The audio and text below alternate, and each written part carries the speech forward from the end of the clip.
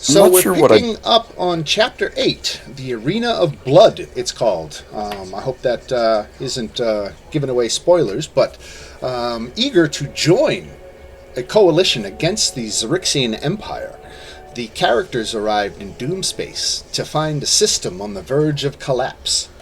Commodore Crux led his crew to Arun, with the goal of finding an old comrade named Warwick Blastimov, who was tasked with organizing a coalition in advance of taking the fight to the enemy.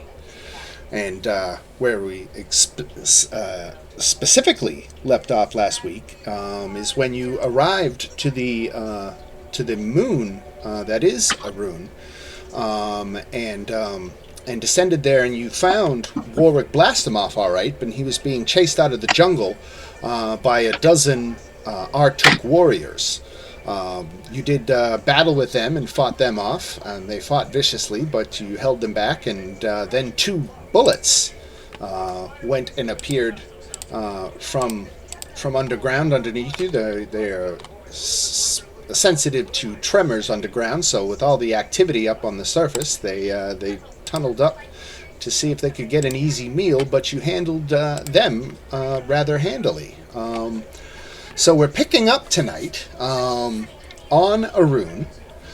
We've just defeated the Artuks and the Bullets, and Commodore Crux is now reunited with his old comrade Warwick Blastimov, who's been working on forming a coalition. Warwick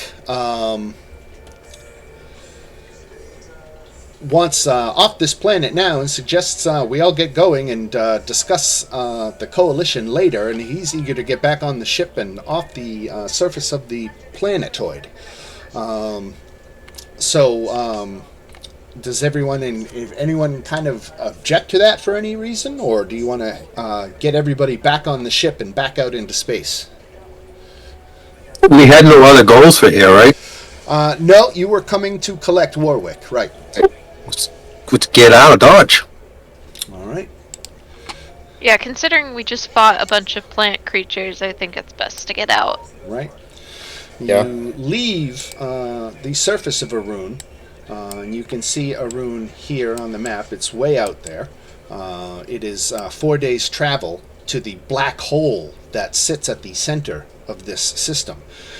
The two inner planets, Vault and Phyrene, are in danger of falling into this black hole. Vault is probably only weeks away from doing so.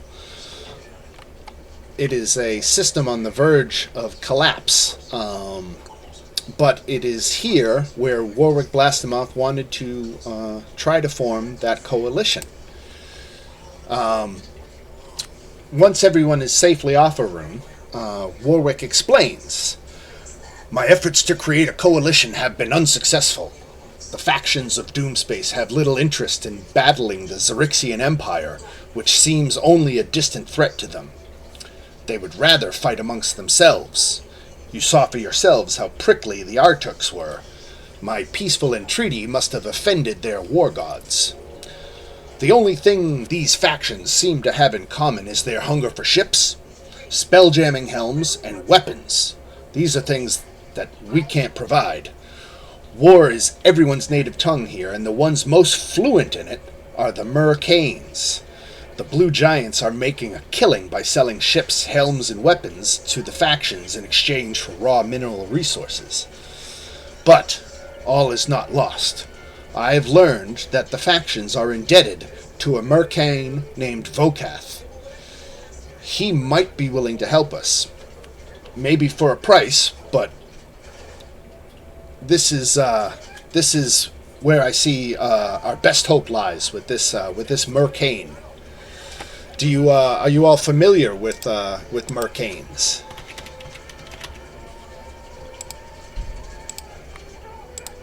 With what? Mercanes. It's a species. It's not a M-E-R-C-A-N-E. I thought you said American. I don't think I've ever read. That was kind of my answer. With what? Right. Mercanes are merchants who trade primarily in magic items and advanced technology, including artifacts and spelljamming helms. These cool. 12-foot tall, lanky blue giants dress in elegant robes and have elongated heads with long, spindly fingers. They use spelljamming ships to cross the astral sea and travel from world to world within wild space systems where they conduct most of their business. It's rare to see more than one mercane at a time, though it's common for a mercane to be accompanied by underlings or bodyguards. Mercanes will conduct business with just about anyone. They're fairly and reliably, and they're provided the other party has not harmed or swindled any other mercanes in the past. Mercanes have a special form of telepathy that enables them to communicate with one another across the multiverse. A mercane often uses this ability to warn other mercanes about individuals who are dangerous or unreliable. Once a mercane has been offended by someone, getting back into their good graces is next to impossible. So that's a little bit about mercanes, and you're going to see the mercane named Vokath. So that's what Warwick wants to do. Any questions? No, it just means if you kill one, you got to kill them all. Let's not kill these guys. They might be useful. Just making a mental note. Yeah. Magical items? Come on. Are they asking us to do anything? No, I think we have to go visit one to try to get him to get everyone in this area to help us go fight the elves. Right, go. Was that the interpretation, Dan? Yep. So a little bit more about Vokath in particular. Warwick explains.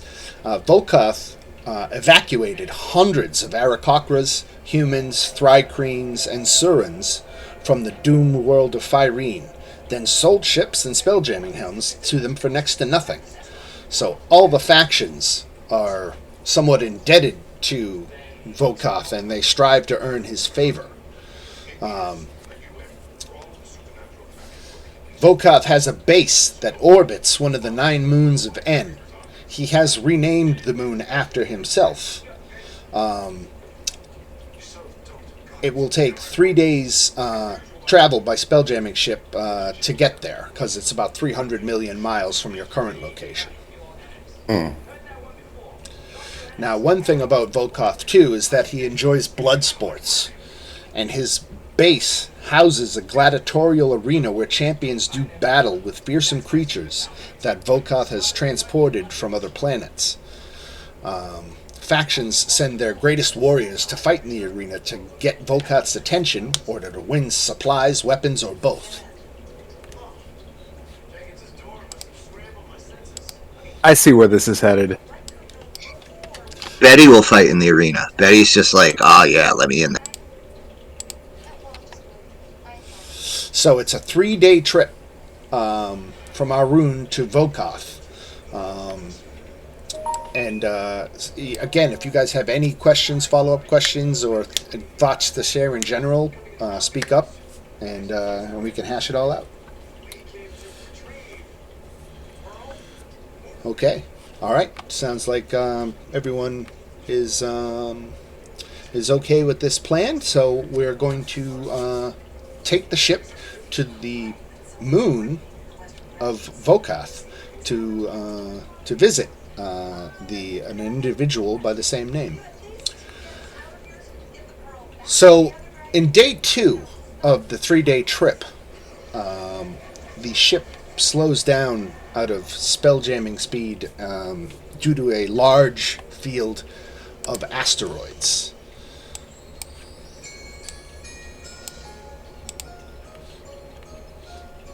At least they're not icebergs. So, as you can see here, I got your ship in the asteroid field. There's also an inline picture just to the right of the image, which shows all the decks of the ship. Right now, it's kind of the middle of the night, and everyone is below decks. But one of you, at least one of you, maybe more of you, probably want to appoint a watch, or do you not want to go that route? I'm gonna put my homunculus on patrol. Okay. How long has it been? We would get. Full rested. We've rested, You guys are right? Yeah, okay, yeah. full rested, right? At least 24 hours has passed since you set out. Okay.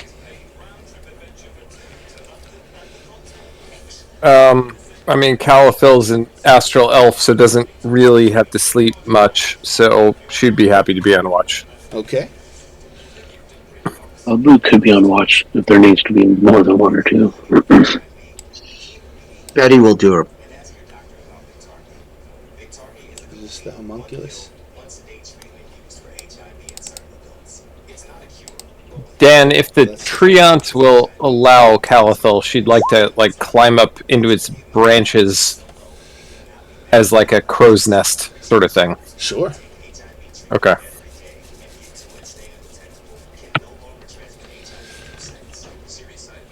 All right. So you're navigating your way through this asteroid field, and you're going slow and steady because it is a crowded asteroid field. But those of you that are on watch, let me just call it up here. Those of you who are on watch can make an investigation check. Who is on what? Yeah. Calithil said he was on watch. The homunculus was on watch.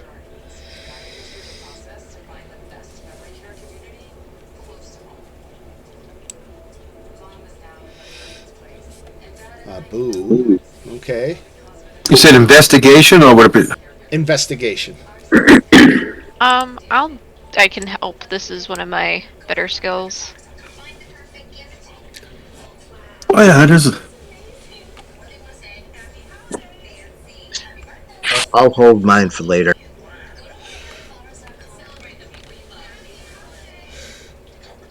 All right, Alex. A lot of you are awake and not resting. I only need like 6 hours out of a couple days. Right. All right. So, Alex, you notice there's a couple of asteroids that seem like they're deliberately moving closer to your ship, as if they are drawn to it for some reason.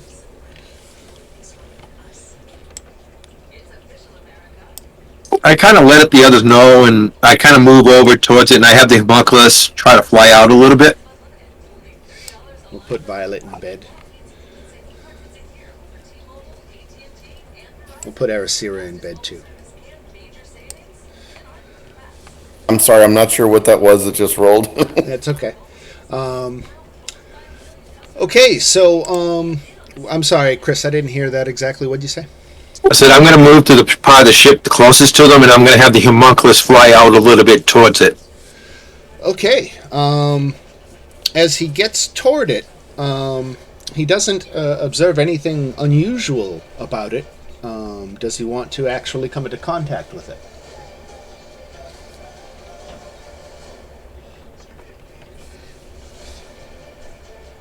I'm debating that. Yeah, why not? Probably a bad idea. But I'll have him get closer and stuff. Okay. Now, as soon as he touches the asteroid, a mouth and eye. Do I have him on the board? I don't, right? No. The homunculus. Let me put him out there. So we'll put. It looks like he's about to get eaten. Right. No. Go away.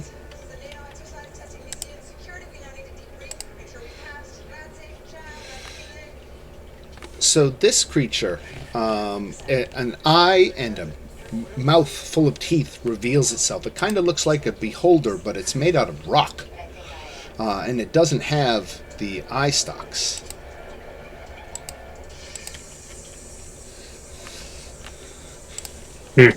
Well, I'm going to have him move back if I can. Well, he, the eyemonger as it's called, had an action prepared, so he's going to try to bite. Oh, and I did. Does a 15 hit? Dottie's AC is only 13. All right, so 14 piercing damage.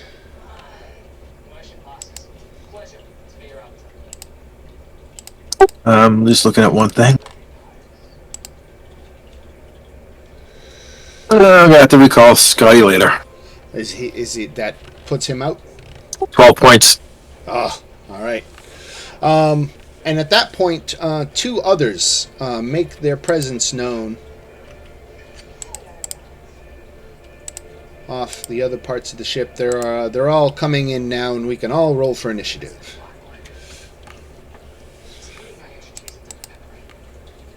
Who else was sleeping? Exogrix was. Exogrix was? Okay, we'll put Exogrix down. Yeah, and Betty Nas. All right, Betty. Putting us. Are we rolling? Oh, there we are. Yeah, you can all roll. Yeah, I was about to say, my Fea can't sleep. She may or may not still be plagued with guilt for accidentally killing Thrandar before. She's like, I can't sleep tonight. I almost got a teammate killed. He's not exactly sleeping either. He just had a whole awakening and he came back totally different. One of his tusks is broken and he's like, whoa. He's more of a fighter than a cleric now. We welcome the new Thrandar. All right, I got to roll initiative for some eyemongers. Un, deux, trois. All right. And away we go.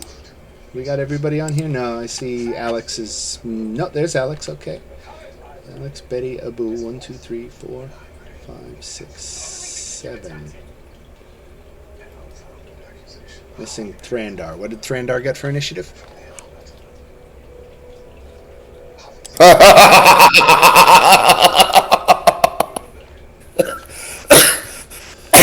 Am I in the initiative? on 0. I don't even understand how that's possible. You rolled a 1 and you have a -1 in Dex. I don't understand why I have a -1. Oh, he has a low dexterity. That determines initiative, eh? Right. Yes. That's what it is. Okay, I never caught that. All right. Jackrabbit Slim, ready to go. Goofed. His dexterity's backwards. That should have been his strength. But no, I don't know. I'll keep it. Whatever. So what do you got, my Fea? Okay, seeing this weird ass thing, my Fea is just gonna sigh and just pull out her gun, like, of course, like, just the insanity of space is non-stop, is it not? Right. Okay, as my bonus action, I'm gonna flick on the laser sight and I'm gonna take a shot. All right. Your shot deflects off its rocky hide, barely makes a chip. Alright. You know what, I'm gonna say fuck it, I'm gonna stay there, I'm not gonna move, because I wanna deal with this thing as soon as I can. All right. Abu? Alright. Seeing that the shot just chipped off of the flying rock thing, I'm going to use my psychic blade. Hopefully that does something.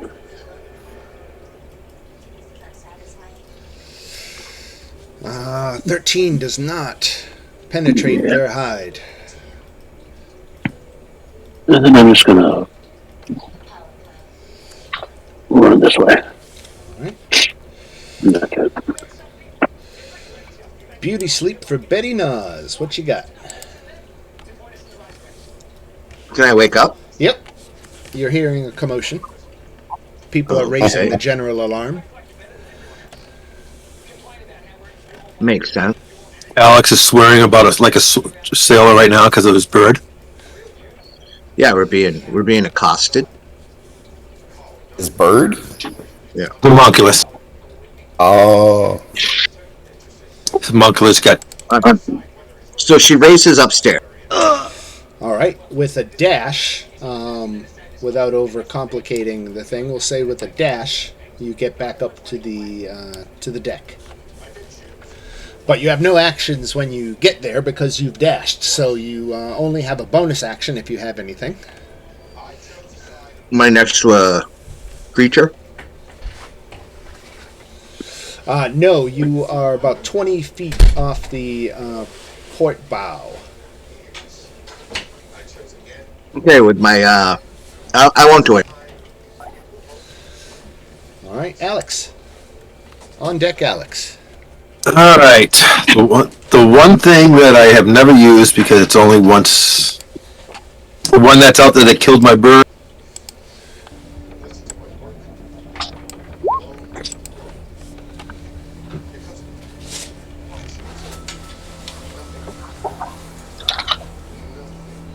Okay, DC 15 Wisdom save. He got an 18. Okay. And wow, that's right. My bonus action got new. That is it. Actually, I'm going to put up my temporary hit points. Okie dokie.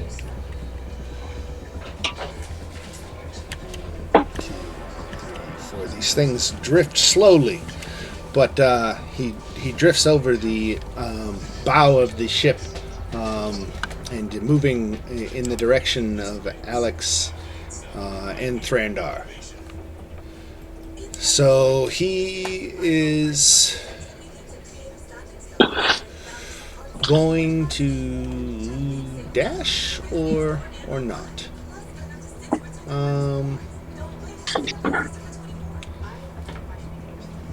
How about dash? 1, 2, 3. He gets right in there. Calathil.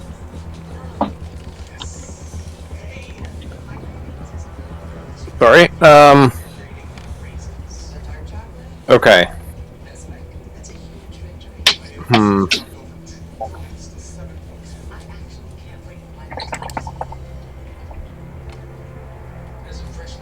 Don't quite know what to do. Alright. I am going to go ahead and... Sorry. Give me 1 second. What are cool things I know how to do? None of those are that cool. Alright.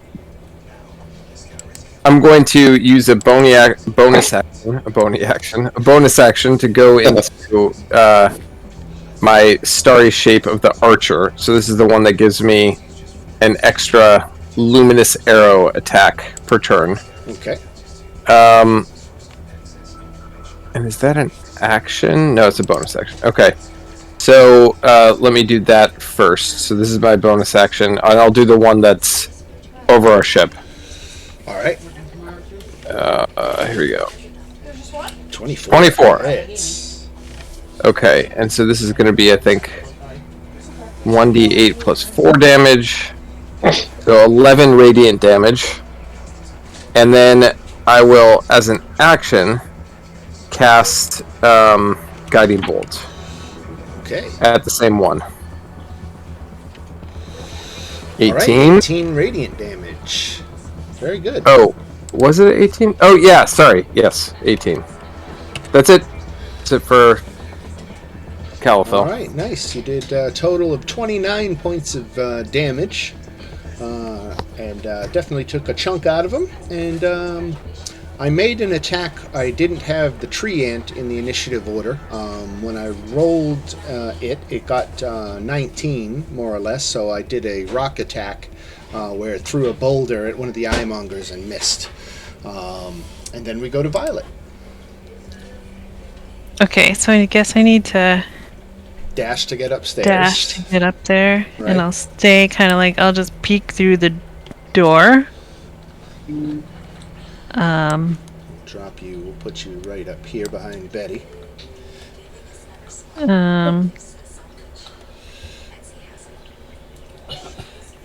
I guess. I guess my bonus action. I'll just hex this guy with my bonus action. and then kind of stay behind the door. Okay, ducking for cover. Exel Grix. Alright, I'm just dashing. Through the snow. Right there. Oh, are you gonna move me there? Yeah, I wasn't going to make you literally run through all the floors of the ship. Okay. Good. Any bonus actions to use when you get up here, or is dash all you got? That's all I got. Alrighty. This manga is going to drift in. Let's see who gets the bite. Exelgrix, just in time. On a pitch. 17? Yep. Okay, so take 10 piercing damage. And make a dexterity saving throw. Oh, man. So you are swallowed. I'd like to help him out a little bit if I may, Dan. Yeah. I've got a reaction if somebody gets attacked. How close is he to me? He's what, about 15 feet? My apologies, I'm just double checking something real quick. Yeah. When you are another creature you can see within 30 feet of you takes damage, you can use a reaction. Let me throw this in the chat here.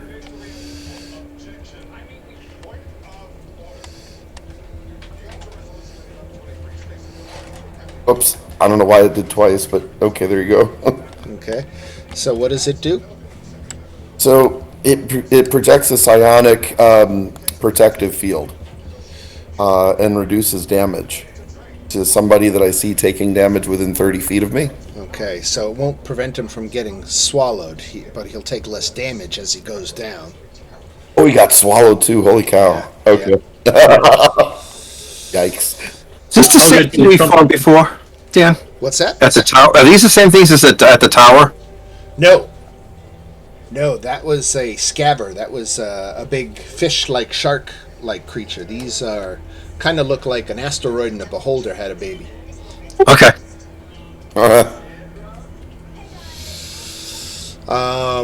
All right, so Exelgrix got swallowed. A swallowed creature is blinded and restrained. Blinded and restrained. I'll just populate this again so I don't have to scroll back up. You're blinded and restrained. Have total cover against any attacks. So if someone sets off a fireball to hit this thing, it's not going to affect you. So that's the good news. And you can see the other effects there. You are sloshing around in a stomach full of acid, and you're going to take some significant acid damage at the start of your turns. If you can manage to do 25 points of damage on a turn, it will regurgitate you. But that is what has happened to poor Exelgrix, who ran up to the deck just in time to be swallowed. And there's always room for Jello. Right. 1, 2, 3, 4. This Monger comes in. He's going to attack my Fea. 22 hits for 9 piercing damage, and my Fea gets swallowed. Lovely. What a meal that is. A jello shot. Does she not make a saving throw? rabbit. Oh, yeah, I'm sorry. Yes, it's a DC 18 dexterity saving throw. Before I look at the saving throw, I'm going to use my wheel ability so I can, as a reaction, give her a d6 to add. But I have to say it before I see the result. So I'm saying it before I see the result. Okay. So Right. my Fea needed an 18. She only got a 17, but now she gets that D6? She does. All right. All right, thank you. Is he protected from slashing or piercing on the outside? He does not seem to have any such resistances. Oh, no, I mean, would Exelgrix take damage inside from slashing or piercing? No, he's Exelgrix's total cover from all attacks. Just the acid. Okay. Right. Gotcha. All right, so my Fea got bit for 9 points, but not swallowed, thanks to the help with the saving throw. And we go lastly to Initiative 0, Thranдар. I'm gonna try and cut him out of there or attack it, whatever it takes. Yeah, this is yikes. Exogrix is in this one, right? He is, yep. Okay. So am I at the wrong one? Yes. I'm sorry, where is he? Oh, he's in there. South. All right. Yeah. Oh, I don't want to trick it. Opportunity attack either, though. Thanks for bearing with me.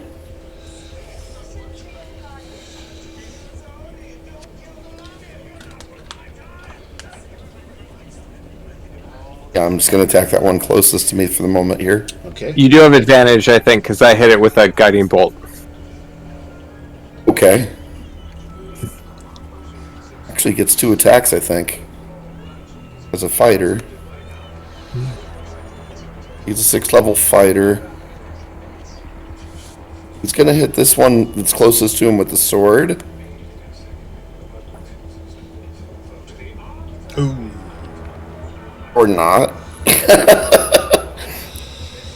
And then he's firing off guiding bolt at the one that swallowed Exogric.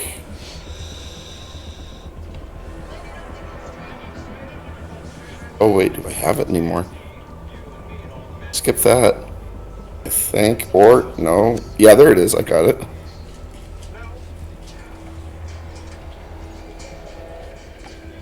$15. That- No dice. These guys got a 17 armor class. Yikes. Okay. My Faya. What you got? What I've got is that I'm bitten and scared, so I will be just shooting this thing, and I'll be aiming right for its eye. Oh, nice. And sneak attack applies. 18 damage. Alright, let me see, is there a... I mean, I can't really move, because I'll get op attacks from both of these guys. Oh, you know what? No, I'll use my bonus action to disengage and run away. Very good. I keep forgetting that's a thing. That's a thing now that I can do as a rogue. Right? Stay down. Yes. Is it too late for me to use my bonus reaction?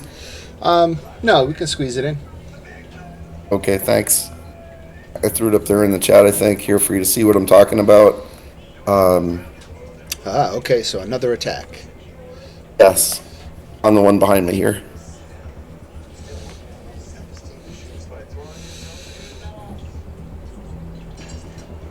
$22 I think hits. that's Let's see that damage.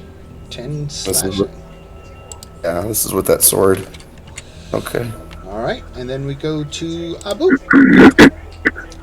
So seeing that Exogrix is swallowed and knowing from personal experience how terrible that is, I'm going to try and save him.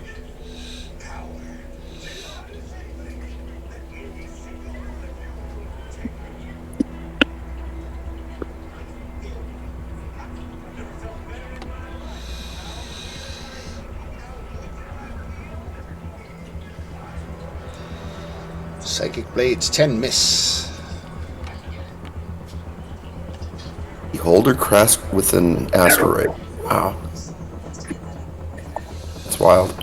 Ouch. Okay, a couple of misses. And we go to Miss Nas. All right, I'm just going to try and take care of business. Do it.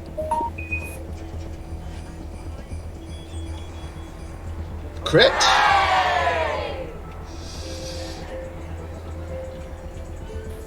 And Roll that damage a second time because you critted. And are you doing one-handed or two-handed? two-handed. Okay. 17 points of slashing damage. All right, here's my next one. 15 misses. Here's my next one, my extra attack. 22 hits.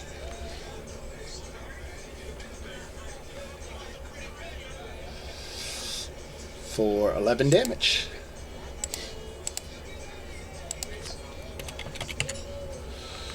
right. Okay. Starbo is going to attack. He's going to pick up one of the mangonel stones and lob it. Let's say he lobs it at the one that swallowed Exogrix. And he missed. And he's only got one rock attack. Here, let's see what we can do here. Let me add a few more of our sleeping friends into the... Say Topola was resting, so who's coming up to the surface? We'll get Crux and Garganhail will come up. We'll drop them up here and roll initiative for them. Alright. Alex.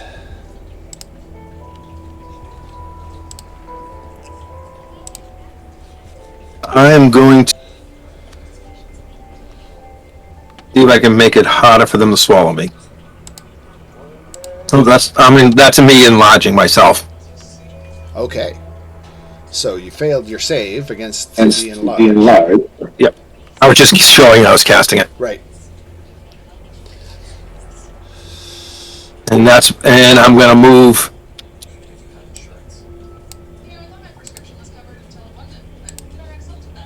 right there, and that's all I got this round. Alright. Crux, who just got up onto the deck, is going to take a couple of musket attacks again at the one that's got Exogrix. And he hits for 8 and misses. 8 points of damage. Okay. Now to this Eyemonger. He's So does that make your size large at this point, Alex? Yes, it does. Alright, so he's going to attack Thrandar instead. Because he can't swallow large creatures. That means he'll move away from me? Nope. He just isn't going to bite you because he can't swallow you. Okay. You're too big to swallow. Thrandar, does a 14 hit? No, it does not. Alright. Calathil. Okay. I had such a cool plan for this turn, and then I got scared away by the phrase anti-magic gullet. It was going to be awesome. Oh well. Alright, so Exogrix is contained in that one. Alright, so I think this is fairly straightforward. I'm going to shoot my little celestial arrow using my bonus action at it to start with. 14 misses. Misses. Okay. Then I will cast Guiding Bolt at 3rd level at the creature.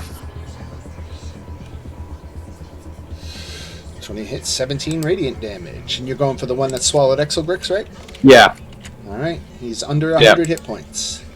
Alright, that's my turn. And whoever attacks it next gets advantage. Alright. Violet. All right.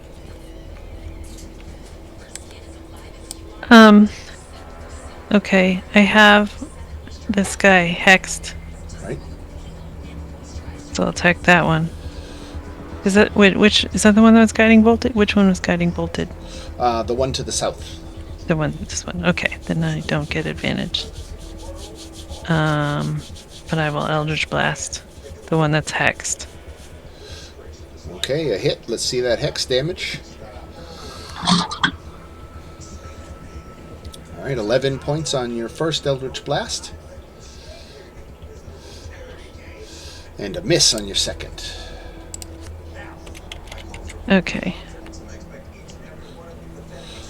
Alright, and then we go to... if Violet is done, I'm sorry. Yeah, I think she's done. It's crowded up here. Yes, yes. All hands on deck. Alright. Exogrix, you poor bastard. You take 10d6 acid damage. Oh, jeez. That's it. 32. And I am resistant to acid. Nice. 16. Not too bad. All right, right. it is your turn. All right, let's do whack it with a lightning bolt. It will save because I have a portent roll of 2 available. So unfortunately, you cannot cast magic inside. It has an anti-magic gullet. Oh, I missed that. Magical Okay. effects. Can I do something else then? Yes. Okay. Let's see. That anti-magic That's- gullet really got in the way of what could have been the greatest turn in D&D history. I'm very resentful of it. Let's see. Wow. So I pretty much just have to attack the thing. Yeah. Which you're What do not I even have? built for exactly. I'm not really built for it. Nope. Right?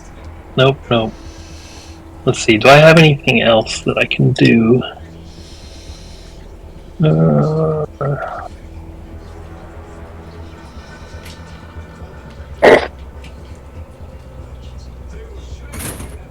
I'm just looking through some of my abilities to see if there's anything in there Sure. that would be useful.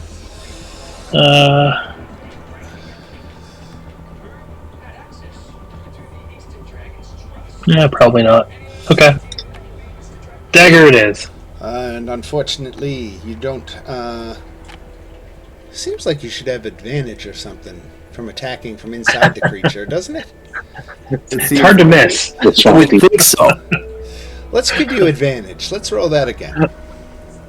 All right, let's. Oh yeah, great. All right. Oh, good. I'm sure I'll be out this round anyway. Fine.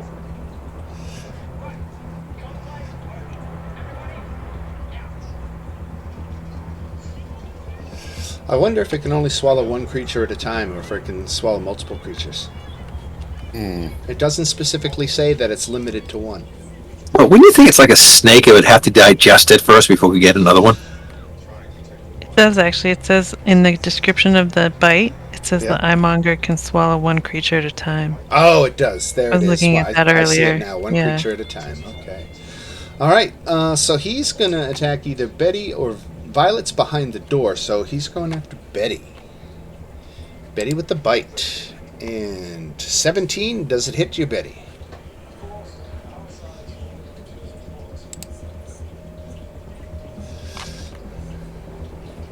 Let's see. Betty Naz's armor class is, I'll call it up right here. Armor class 16. So that does hit you, Betty. You take 12 points of damage. I got intercepted by me. And then you need to make a dexterity saving throw. Is this Actually, is this no, you don't, because it's already got somebody Okay. swallowed. So That's Betty Naz's father is Shrek, by the way. Alright, all right, this eyemonger up here is ignoring Alex in favor of something easier to chew. So without leaving Alex's area of attack, he moves and is going to attack Crux. And he hits for 13 piercing damage. Crux has to make a saving throw. Against This is the being NPC swallowed. Crux, right? Right. Meh. Crux gets swallowed. did Betty get swallowed? No, because the one that hit you had already swallowed someone. Oh, that's convenient. So Crux is blinded and restrained. And I'll move his token up into the thing here. Alright. And, oh, he took, how much damage was it? It was 13 damage. Did I? Yeah, I did. Okay, excellent. Alright. Thrandar. Randar freaks out. He is using everything in one attack here. He's got an action surge and a bonus action attack. He's going to run up inflict wounds first on this guy, Okay. and then he's going to start hacking with his sword after that. Hang on one second. Okay, here goes inflict wounds. Damn it. Okay. Then he's got basically 3 attacks with the sword.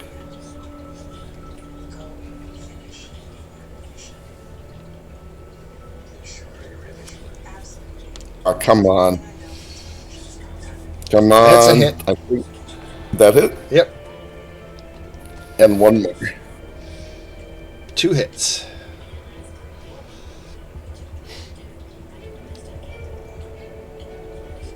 $20 points of damage. Well, it was worth a try. Right? All right. Then we come around to my Faya. Okay. So this is... Which one's swallowed extra cooks? The one to the south here. Okay, the one to the south. Just because he was the first one to be swallowed, I'm gonna try and aim at that guy and try and work on getting him out. 16. 1 off. No! I'm sorry, I tried. I'm gonna stay where I am, so that'll be the end of my turn. All right, Abu. Alright, there's way too many people around me.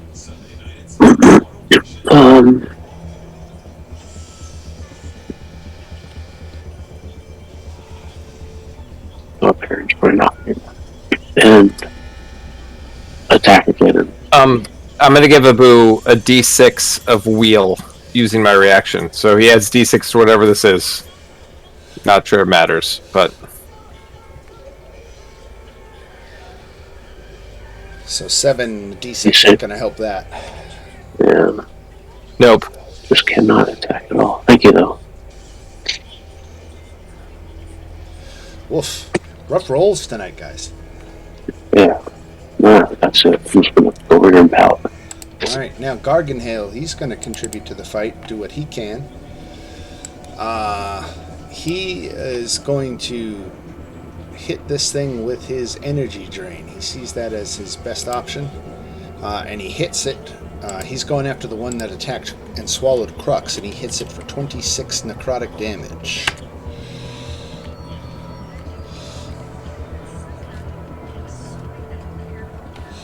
All right, then we go to Betty.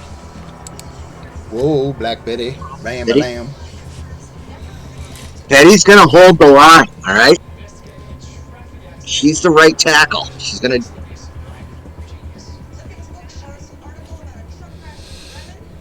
21 hits for 9 points of damage. 22 hits for 14 more. All right, and here comes the extra attack, which is two-handed. 21 hits.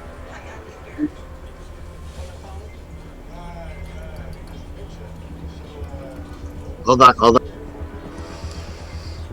I got a 1d10 plus 4.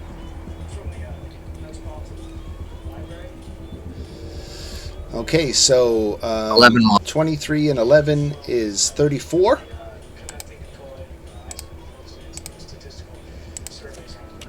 You don't points mess of with damage. Betty. He's like Green Lantern. All right. Then we go to Starbow. He's going to throw a rock at the one that swallowed Crux.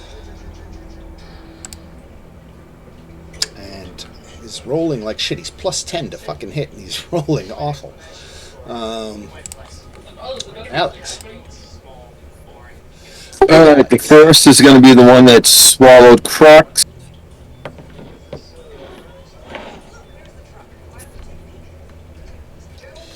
That's not going to hit. My second attack, I guess I'll keep it on him then. That one hits. And there's a plus 1d4. I'm enlarged. Right.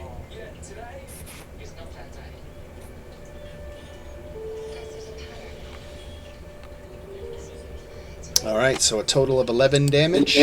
Wrong one. Sorry. 11 Oh, damage. no, you get.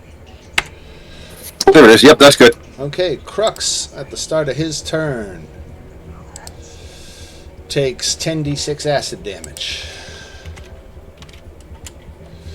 Takes 32 points of damage.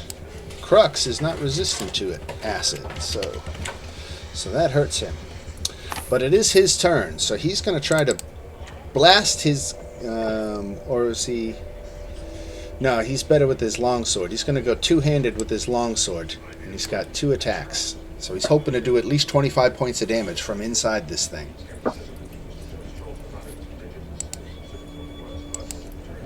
That's kind of cool. And he hits it for 12. He doesn't manage to get spit out, but he did do some damage to it. Alright, now we go to this eyemonger, who moves to attack Thrandar. Go ahead and take your op attack, Alex. Yes. Alright. So he attacks Thrandar.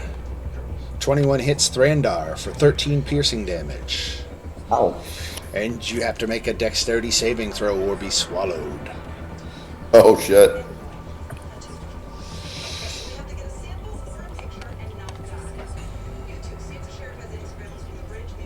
Oh!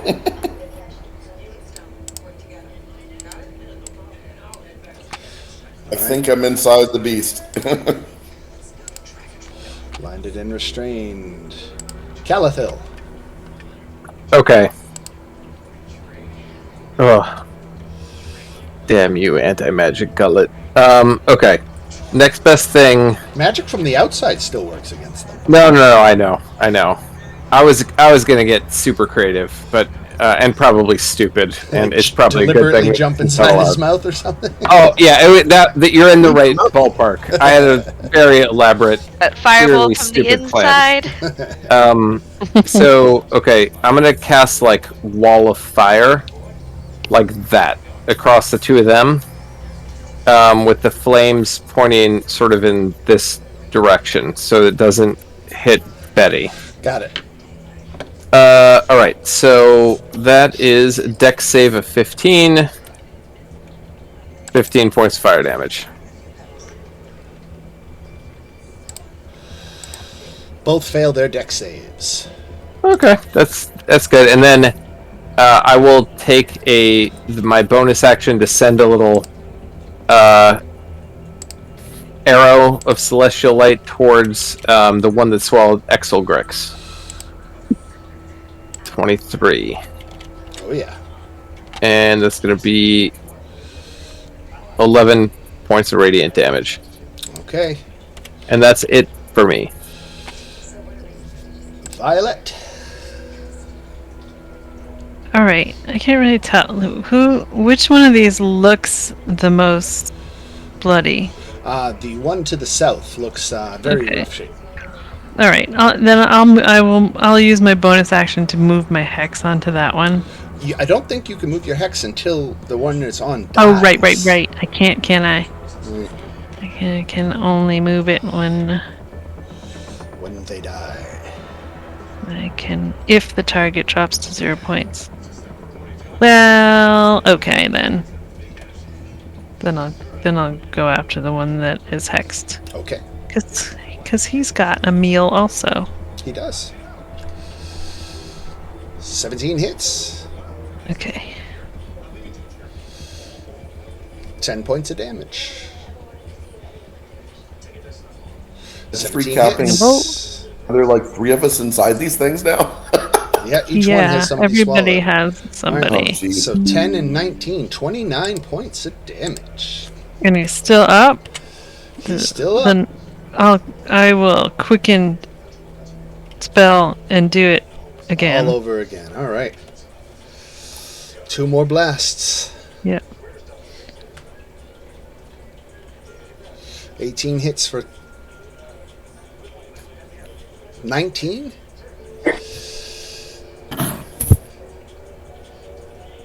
And 10 misses.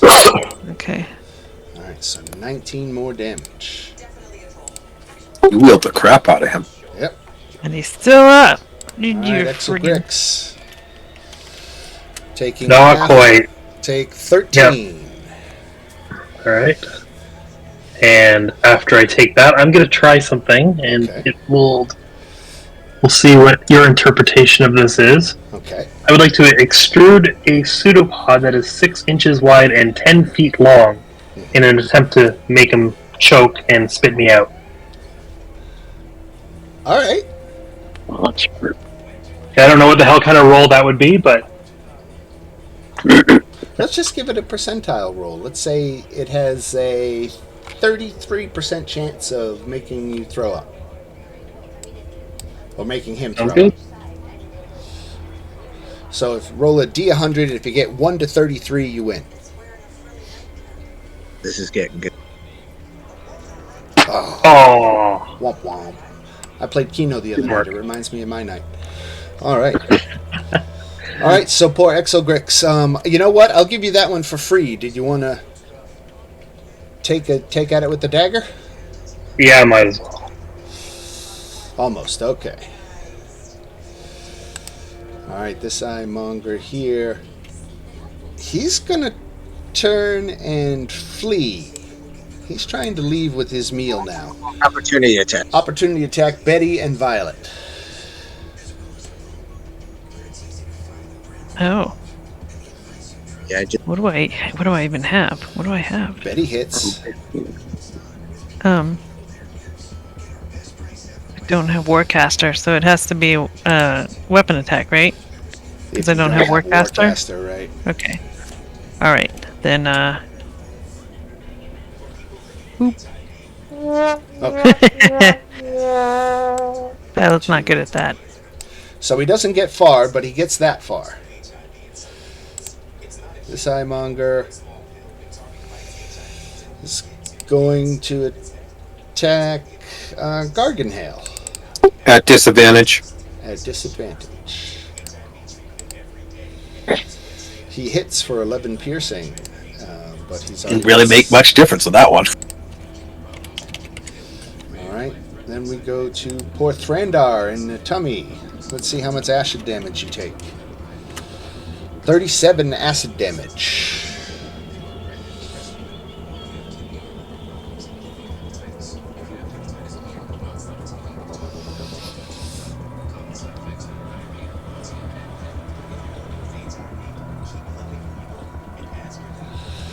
You hear that, Thrandar?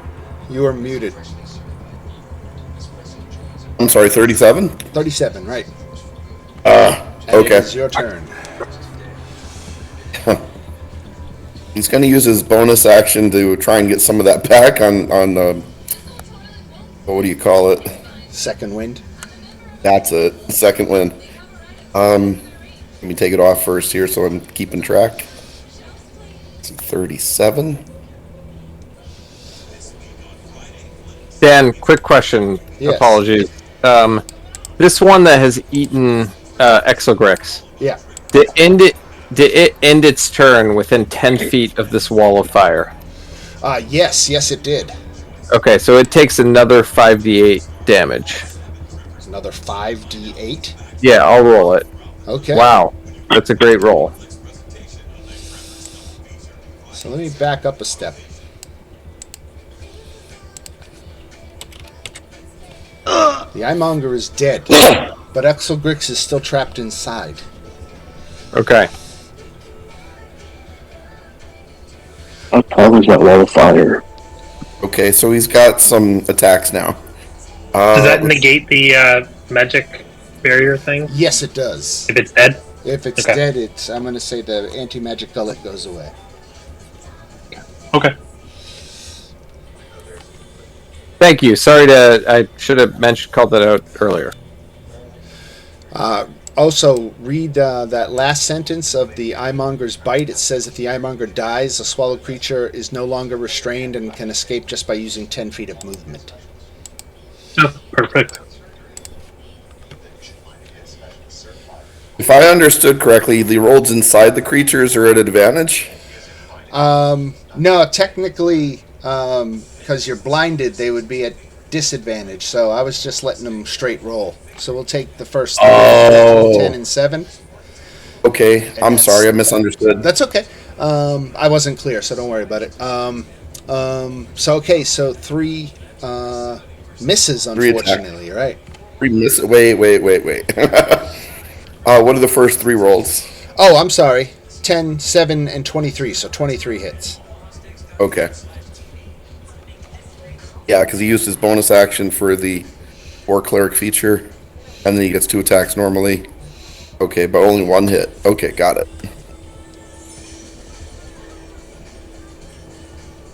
And I think he can use... this is a lot to keep track of with a fighter. Holy cow. Never expected that.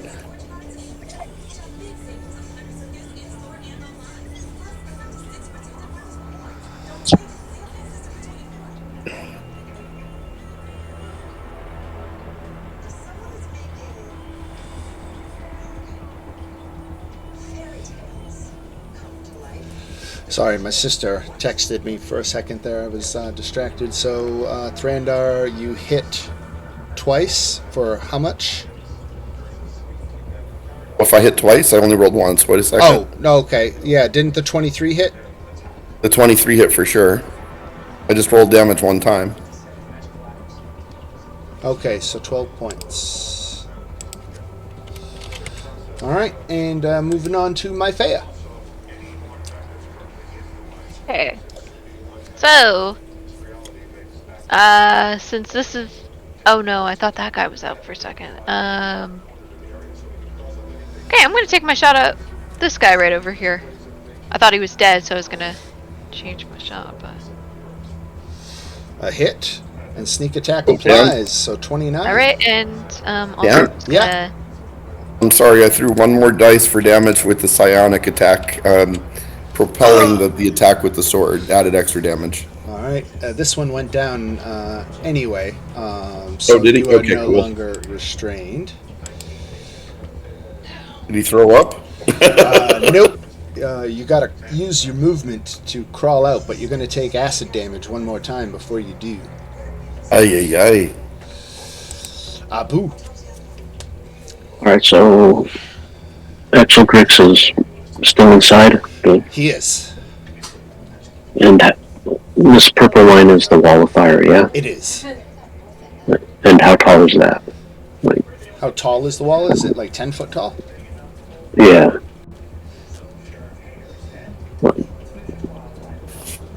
If I try to jump, would I be jumping through a wall of fire? Yeah, it would, it's probably too high to jump over.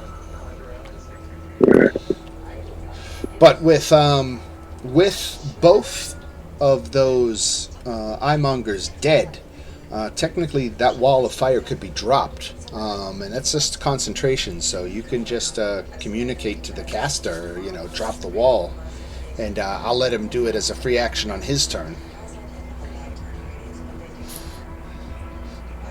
Okay, so then with... I was going to Who cast the wall of jump fire? over... Galithil, I think. Yeah. Yeah, that was me. All right. Do you want to drop it? Sorry. In order to... Well, Have someone fly up. both the Eyemongers that were near it Are now dead. Okay, yes. and you Yeah, got sorry. allies trapped inside, right? Yes, I will drop the wall of fire. Okay. And then we're going to... So that would involve jumping off the side of the ship. Yeah. You could do, particularly with your glide, you could get yourself over to this small asteroid and probably pull Exogrix out. Okay. Yeah, that's what I want to do.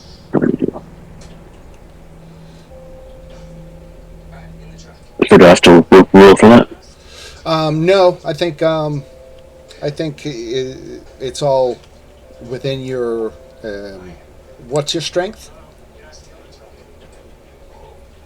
12. Yeah, you still should be all right. You still should be able to, especially again with your glide. You just climb up the tree a little bit. You can get out to it. Yeah, okay. So we'll put you out here. And then to pull him out would be an action. Yes. What would that be? An To action. roll. Just an action to reach in and pull it Okay. out. Okay, so I just pull him out. All right. So Exogrix is saved. Garganhail is going to energy drain and hit for 7 necrotic damage on this one. Then we go to Betty. All right. Do I have flanking? Yes, you do.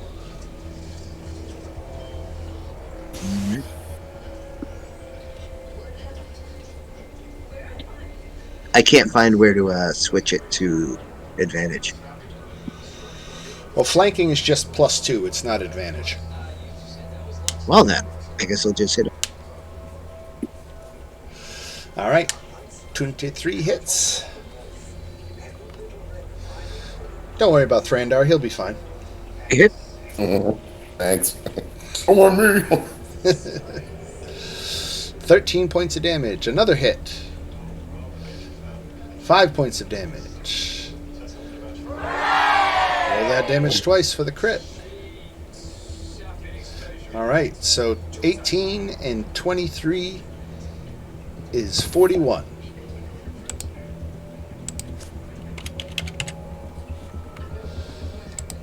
This tree ant is going to throw his rock, and he's actually going to hit this time. 17 points of damage.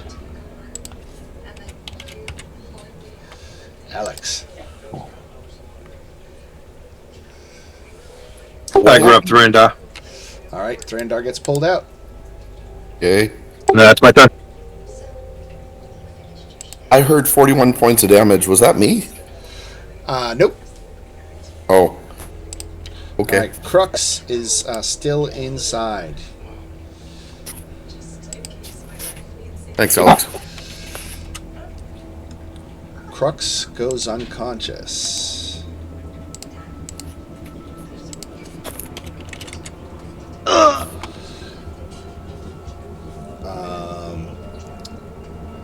Death saves are done at the end of your turn, right? No. Our No, beginning of the turn, because that was a natural 20 that saved us one day. Yeah, you still get a turn if you're up from a death save.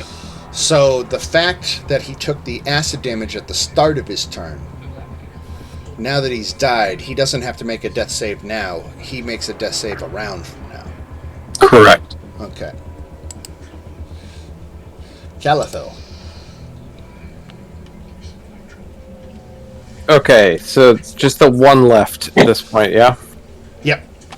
Okay, so this will be easy. The little arrow. Boom. So I think that's a hit, and will be 9 points of radiant damage, and then she will sacred flame it. So that's a dexterity saving throw. 5 whopping points of damage. Failed it. Okay, 5 points of damage. that is it for her.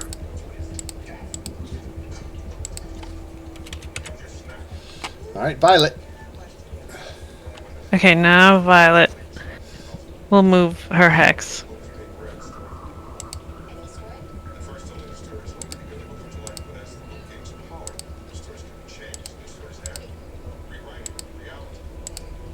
And Ooh, miss. And ooh. oh, bummer. All right. Okay. Exogrix, you are sitting on a small asteroid creature, bobbing in the ship's gravity plane. You're about 10 foot off the port. Okay. But I'm stable, right? Like I don't have to. You still don't have have hit to move? points, right? Yeah. No, I mean I'm not like required to try to get back on the ship. I'm okay where I am. Yeah, yeah. Not like floating away or anything. I mean, eventually, this thing will work its way out to the edge of the air envelope and then enter wild space. Things generally will, as they orbit, get a little further and further out as they go. But that's a slow process. Okay. Yeah. Well, I'm gonna cast a spell on the one kicking around still. All right. Let's see what we can do here. And yeah, I'm gonna use my important roll of 2, so he fails it either way. All right. So 38 points of damage from a lightning bolt. Down he goes. So all the eye-mongers are dead. Let's see. This one has Abu.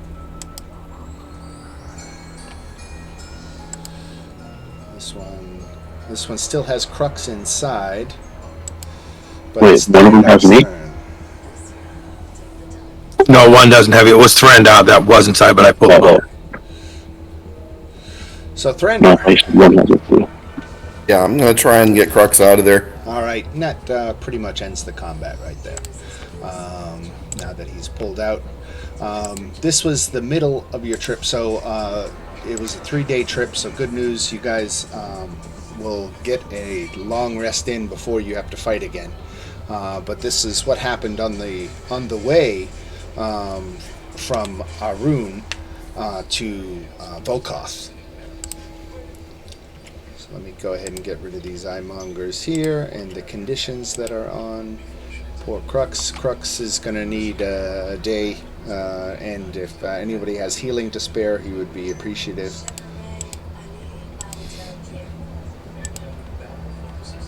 Taking a long rest anyway, so sure. Right? So before long, everybody gets back up to full hit points.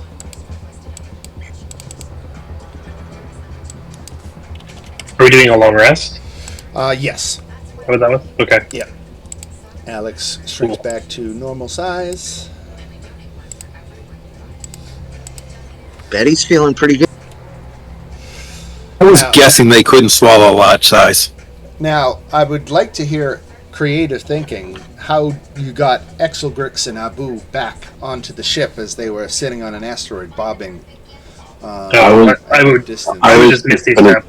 Oh, Misty Step, that's easy, okay. Just have my grapple and rope on me. Over. Say again, Abu? I was just going to give Exelgrix the end of my rope and then jump back over. Fair enough, alright. But if he's doing a Misty Step, that's easier Yeah. too. If anybody needs... Alright. So the rest of the trip is uneventful, and Commodore Crux spends much of his time catching up with his good friend Warwick. You notice that Warwick's mere presence seems to raise Crux's spirits, filling the Commodore with hope and optimism. Floating above the luminous green clouds of Volkoth. Volkoth is a gas body, it has no solid surface. But floating in orbit around it is a structure made of gray and black stone, with large crystal formations jutting from the underside. Let me see, do I have a picture of this? Here we go. Docks radiate outward from a building that is capped by a crystal dome. Several ships are moored here, including a galleon and 4 others that are shaped like a wasp, a scorpion, a lamprey, and a bird, respectively. Attached to the main building is a tower that has its own private dock near the top. At the end of this dock is a ship shaped like a damselfly, its metal hull painted bright blue. Flanking this dock are 2 identical 40-foot-tall statues, each depicting a thin, blue, well-dressed giant. Crews of Arakocra, Artuks, humans, and Surin and Thrycreens congregate on the docks near the ships.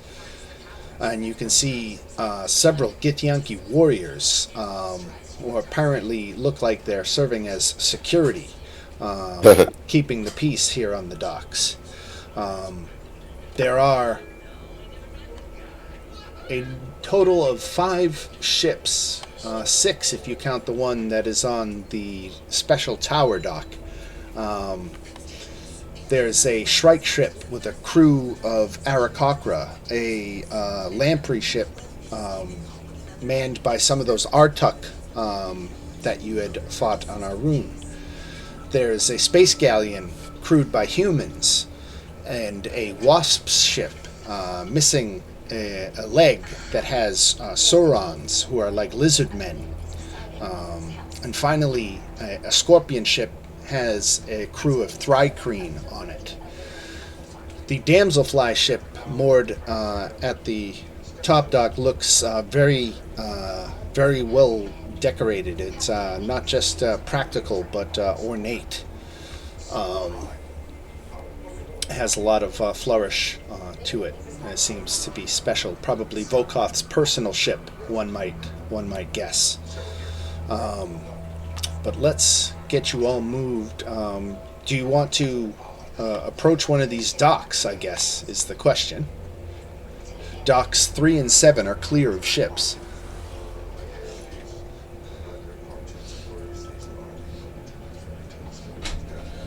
Seven. Lucky number 7. All right. Let me put everybody on dock 7. Let me get us moved over onto another page. It will seem black to you at first, but hopefully as I drop your characters, you will begin to see. Okay, here comes Betty. Here comes Abu. Here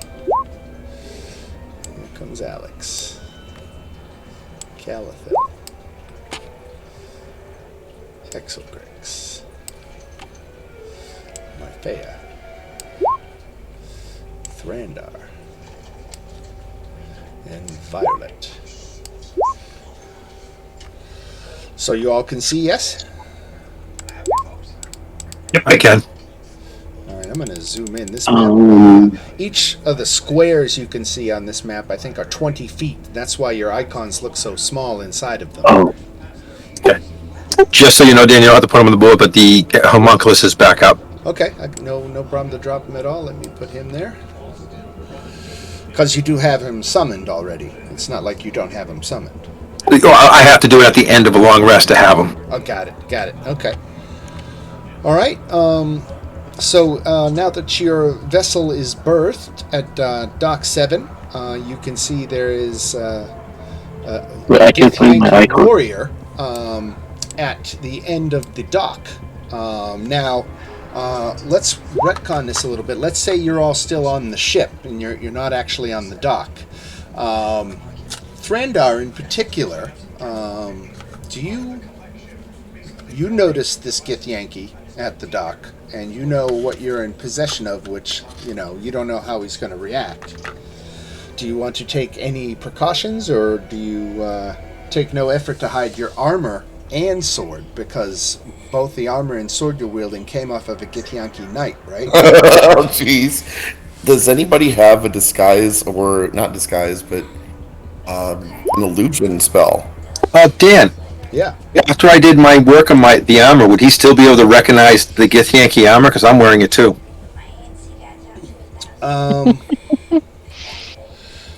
There's decor on it that is unmistakable. If you have modified it, he might not catch it at first. But a close inspection will show that it's a modified Githyanki.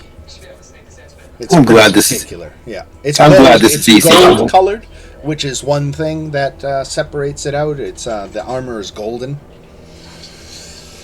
I'm going to take an action, step out of it, and put it in my backpack. All right, so just make sure that your characters are not wearing that armor as they disembark the ship. It takes. Well, I'm putting it in my backpack. It's one move. It's an action for me to don it and put it on and off. Because it's just a breastplate. Yes. No. This is the. Is it? No. Well, let me say. I don't know if it's still. Because if I can't go without, I will not leave the ship without armor. Oh, it's plate. So nope. Then I have to leave it on. Then. All right. Did My question was this: does anyone have an illusion spell in their party? No. So you can't wear plate armor? Is that what the deal? I can't wear their plate armor without them getting upset about it. I only have Oh, minor okay. illusion, and I don't think that would do it. Would minor illusion cover up the plate mail? I don't know And how sword? minor illusion reads off the top of my head. Create an image of an object no larger than a 5-foot cube. It's a stationary object. Yeah, it doesn't seem like there's a spell called Disguise Self, right? I think that. Disguise self or alter self, yeah. Right. But I don't have that. That's a great. Oh, that's a good. I should have been the warlock. Okay. If I have time to step back into my chainmail, I could do that, I suppose. Before you Throw left the the plate. ship, certainly, yeah. Yeah, throw the plate into the backpack and use the.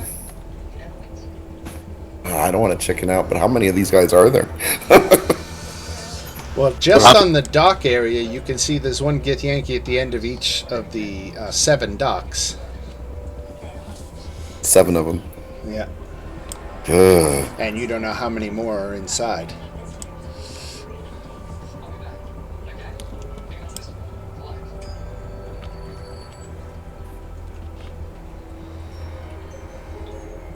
So anyway, without much further ado, those of you who don't take any precautions to hide that you're carrying Githyanki equipment, this guard who works for Volkoth has a job to do, and he's not going to avenge the Githyanki when his boss is paying him to watch the dock. But as you do walk by, he does drop a comment asking where you got your armor from, or where'd you get that sword. I look at him and say, I defeated him, and I said, give it to me for your freedom, and he gave it to me. Well, your DM shouldn't have done that, because a Githyanki would rather die than separate from his sword. Doesn't say that about his armor, but it says that about his sword. I'm talking about the armor in particular. Right. He says, all right, you better watch your back walking around like that. Sword.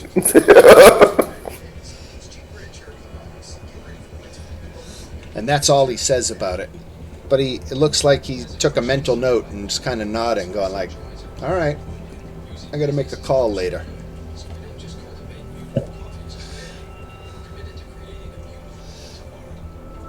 Did we have more than one sword? No. Just I'm wearing the plate mail. So he's talking to me about the sword. Okay.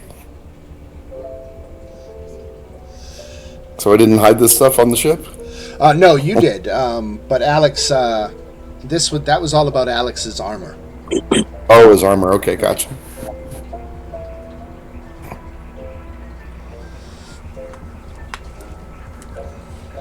So you guys are free to move your tokens around. This is a door in front of you that is locked.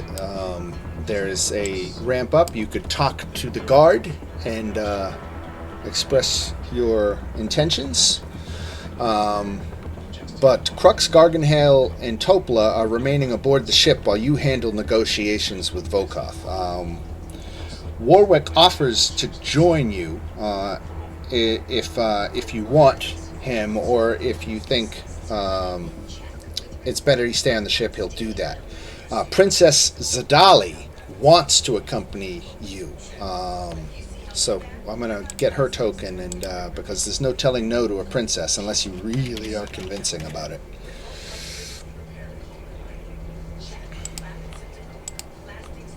So we'll put Princess Zadali on the dock as well. Do you guys want Warwick to come?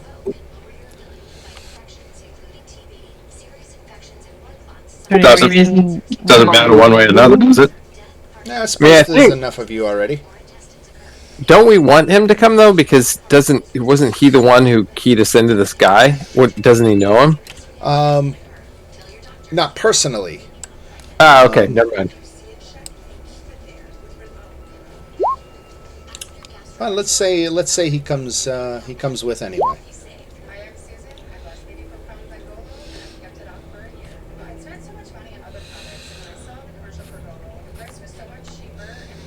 So Warwick again says, maybe we should talk to one of the guards and express that we wish to have an audience with Volkoth. Yes.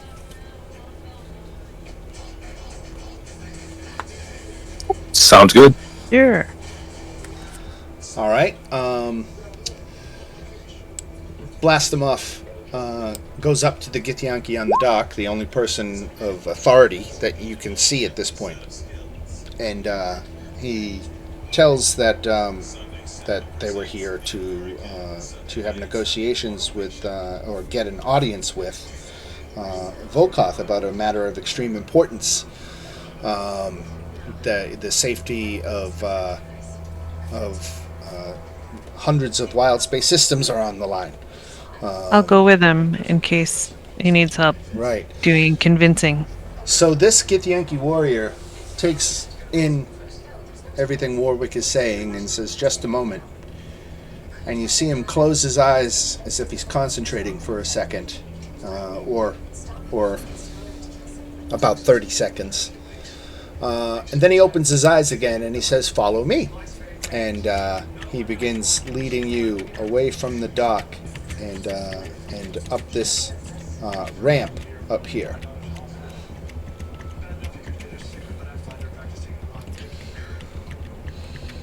Can we? So he leads you into this vestibule. Stone ramps from the docks ascend to this vestibule. And you can see... one second. Before I say something, let me do a quick search. I just got to read a spell because I'm not exactly sure how it works. Okay, got it. And you can see over here into an armory, and beyond the armory, some kind of balcony looking out over an arena.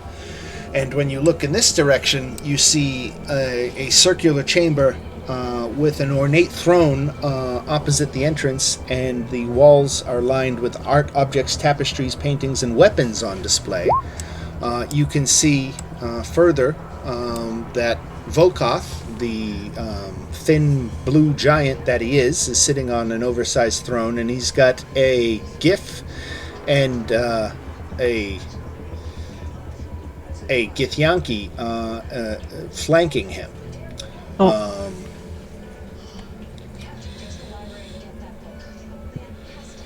So the Githyanki,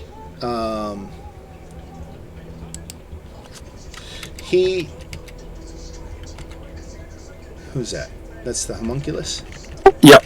Alright. I'm going to zoom in here. These icons are so small. And there's so many of you. Alright. So there he is. I separated him out. So he says, "Wait here," and he walks over to discuss apparently something with Volkoth,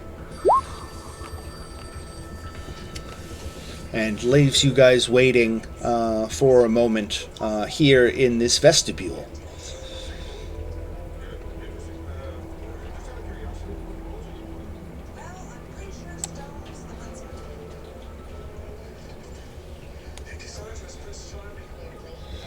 Okay, so with that, let me read this.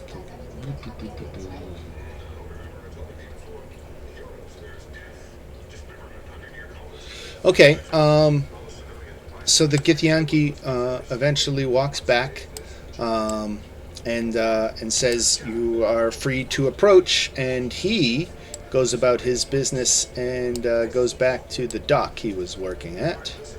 I can move his damn token. There we go. So he goes back to where he was, and let me move Zadali up because she's certainly with you, and so is Warwick. Calathil and Thrandar, you guys are lagging behind, or do you want to catch up with everybody? Right now my screen's completely black, and even with the light cantrip, I'm not sure why. Let me check your vision on your token. Maybe I didn't set vision on your token.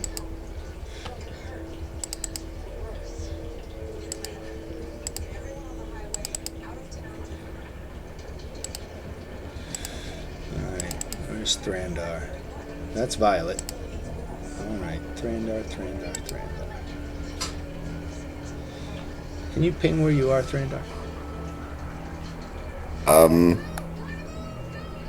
don't know where I'm at, but I'm pinging. Is he still in that fish? I just moved the homunculus to him. I had him bring it out there to see him. He's out back in the... No, he's still outside on the dock. Yeah. Oh, well. No wonder I couldn't find him. I can't see a thing. Right. Dynamic lighting. Okay, vision on. There you go. Ah, thank you. There you go. We haven't used dynamic lighting on most of the maps that we've done so far, so that's why that problem never raised its ugly head before. But regardless, okay, so you're all welcome to go enter the audience chamber here and negotiate with Vokoth about forming an alliance. Let me get back to here. All right.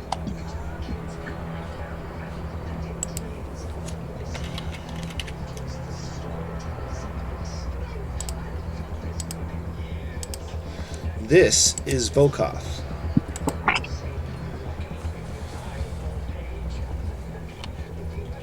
Vokoth, a slender blue giant wearing elegant robes, sits on a large throne flanked by two bodyguards, a battle-scarred Gith and a Githyanki with an eye patch. Both are clad in plate armor. Not the golden plate armor of the Githyanki, mind you, just traditional plate armor, especially for that one Githyanki. I can't say you look particularly important, the dwarf, drawls the Mercane.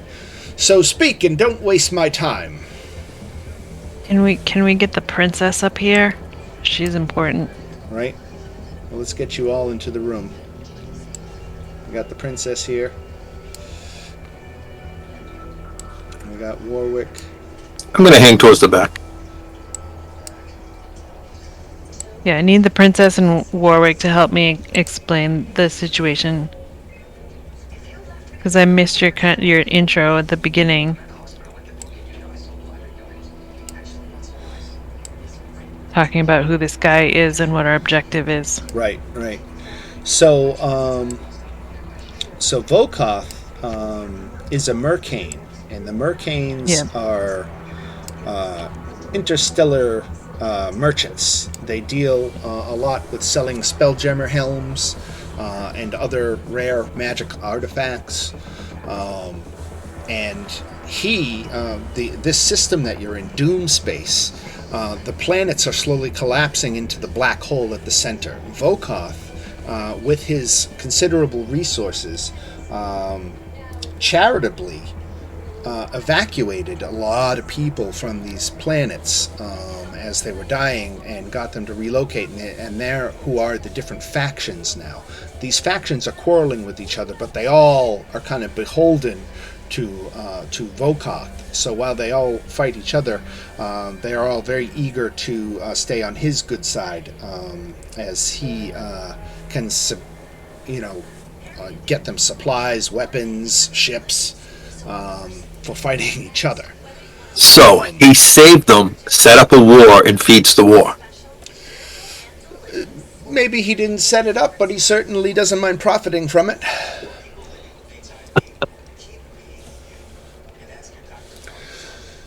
So, it is your intention to mention the conflict here with the Xerixian Empire. So, whoever wants to do, if anybody wants to do the talking to explain why, please speak up and tell Volkoth, why he should help with this cause. I think that it would be good to have the princess explain, because I think that would be compelling. So the princess steps forward, and let me see what I can ad-lib based on everything I know from her story. Okay.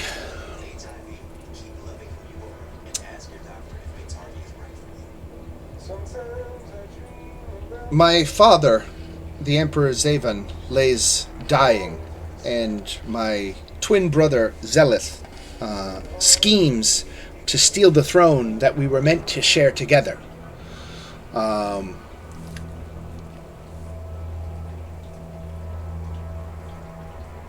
Zelith ordered the harvesting of these poor souls' home planet to feed the star of our, feed the light of our dying star Xerixis, so that the Astrolef Empire can continue to prosper. And this cause of stopping the Astrolelves will literally save millions of lives.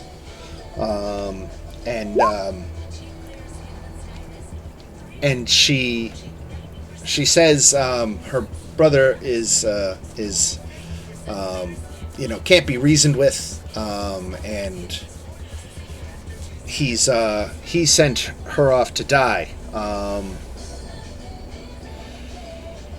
I'm not doing a great job of this, but eventually, Volkoth says, "Enough with the me.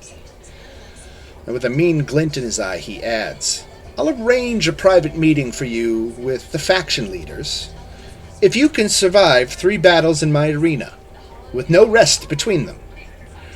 Representatives of the factions will be watching, so fight well. An excellent performance might win their favor. Do you agree to the terms?" What do you think, guys? Who wants to fight in an arena? 100%. I bet, yeah. I mean, like gladiator. We gladiators now. Right? We, I don't it know sounds how like well- we would really like to do that, as a matter of fact. So, yes. What are you going to say, my friend? I was just going to ask, do we all have to fight? Does it just have to be a few of us? Betty wants to fight. The Before 3 you battles. can, before you can even get your question out, people? Maifea, as soon as you got the answer, as soon as he got the answer yes, Volkoth made a dismissive gesture, and you found yourselves instantly teleported down to some kind of arena floor. Oh, That's quick. Hey, because I don't know if my Fea is the best suited for an arena, but she certainly would go around Right. collecting the bet money, putting bets on everyone. I If got that your was an back. option, she'd collect for the group, but I guess that's not. Thrandar's got your back, no problem. All right, so everybody got teleported to the arena floor, and you soon see now. Princess Zadali is conspicuously absent, but Warwick is there with you. Onto this balcony, eventually you see Volkoth and his guards and Princess Zadali emerge, and all the folks who are at the docks are now streaming in through these doors all around the facility, filling the arena for the spectacle to come.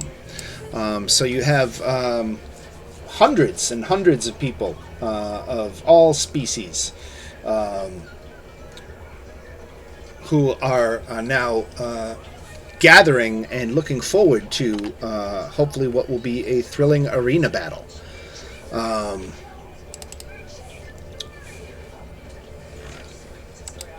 Okay.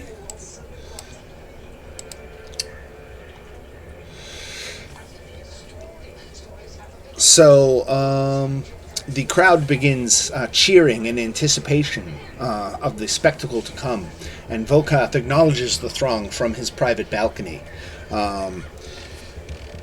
And you hear telepathically in your head Volkath's voice. You have 1 minute to prepare before the first challenge begins. I guess we're all gonna fight something together?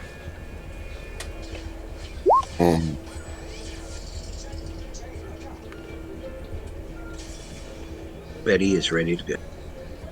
Is anyone else getting a Ragnarok vibe out of this? Right? That's exactly what I'm thinking of. I'm gonna cast Summon Beast at a 3rd level. And what Dan, are you I'm- summoning? The bestial spirit? Yep, sorry, beast. Well, the spell's called Summon Beast, but yeah, Bestial Spirit. Right. And I'm gonna go with Land. So that's 30 hit points. Yes. Got it. And I'm enlarging, Dan. All right.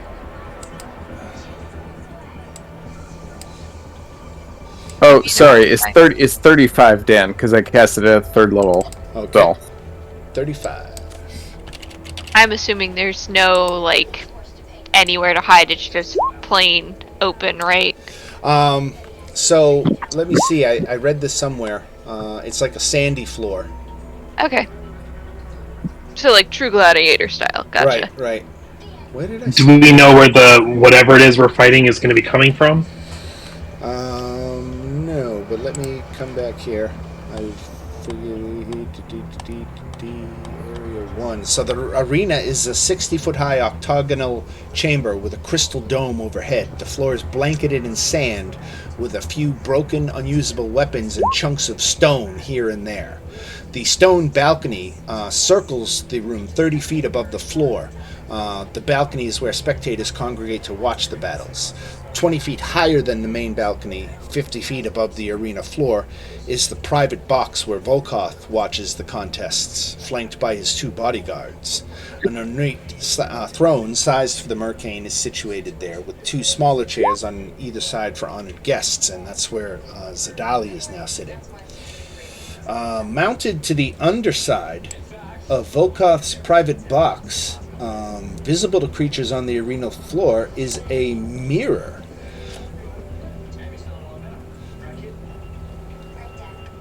I have a feeling that's where they're coming from. Stay down. Yeah. I threw a Shield of Faith on my Faya, so she has 2 extra on her armor class. All right. And that is not a concentration effect, right?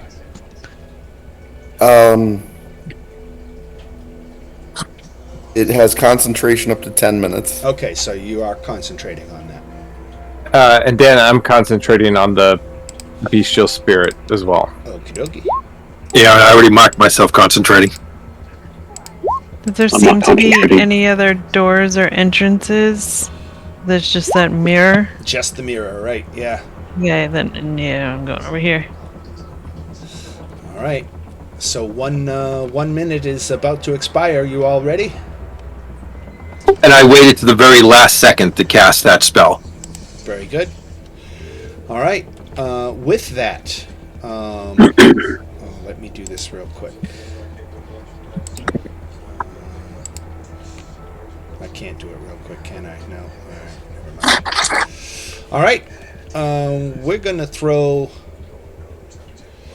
2 creatures. Volkoth. How does he utters a command word, I think.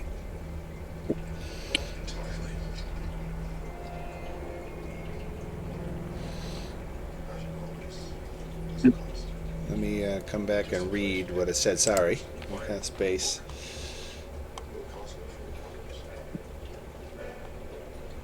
Life. Okay.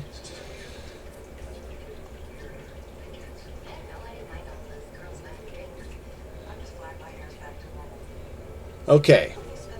All right. So Volkoth stands and speaks, and everyone hushes down in anticipation of his words. And he says, we call forth Thrasher and Gnasher. And with that, Sound like reindeer. Sorry. I was going to say Handana and Blitzen. right? Dasher and Dancer. It's the longest they're not the reindeer I saw in Dungeon.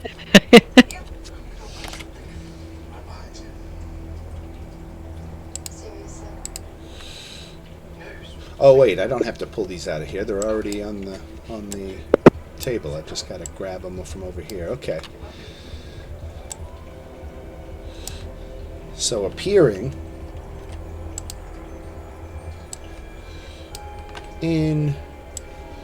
on the arena floor, beneath the mirror, are Thrasher and Gnasher, two brogues, Brohgs.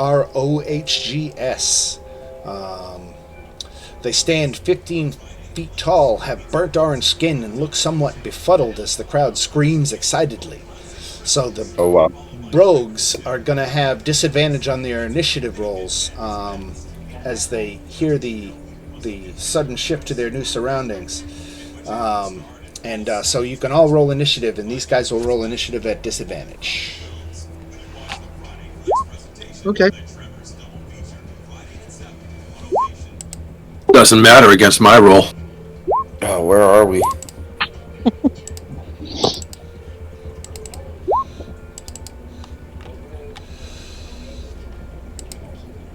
How do I roll Sorry. with disadvantage for initiative?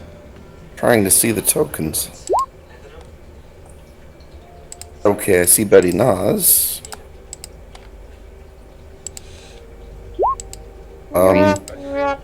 Does anybody see my token on the battlefield? Thrandar, you're right here. Got a Because you're timer on me. concentrating. Right. That's what it is. I can't see the constant. Okay, now I get it. Sorry. Yeah, it's because the tokens are so small. You turned into a clock. Right. Okay, well in that case, there we go. Oh, terrible roll.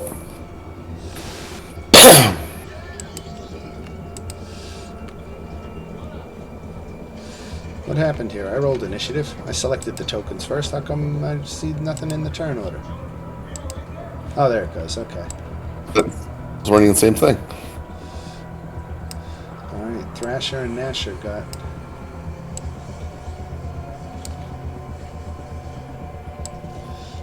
Alright, Alex, Betty, Myphea, Calathil, Abu, Exogrix, and Violet. Anybody remember? Oh, Warwick needs to get in there. We should convince these creatures to fight on our side.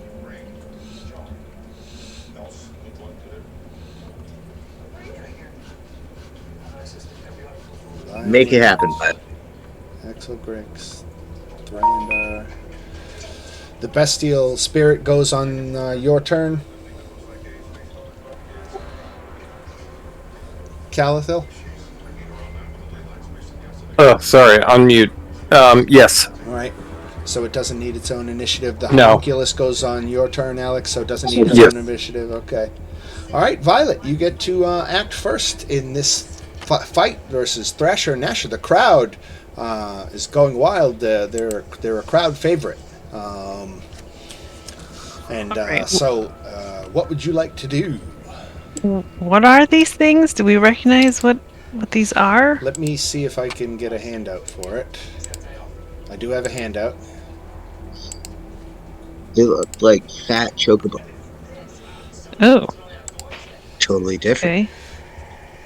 They're broad-shouldered, four-armed giants, 15 feet tall with burnt orange skin. They have flat noses, pointed ears, and long hair that grows down the backs and sides of their otherwise bald heads.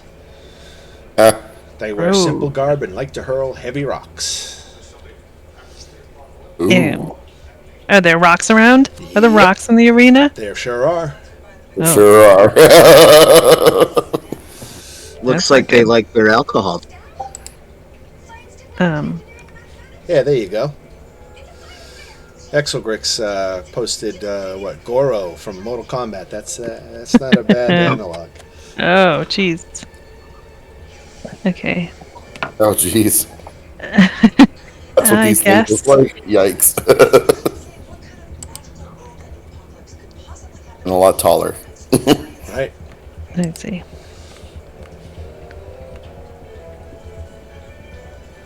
It's reading something. Bonus action. Okay. I'll just pick one of them. Pick that's this guy. Bonus action Hex. And that was the guy on the bottom. Yeah. I do not have Hex's strength, I suppose. strength. Yeah, that's its ability checks though. Not saves, but maybe Right. that will be useful. So I'll Hex's strength. And then I'll Eldritch Blast him.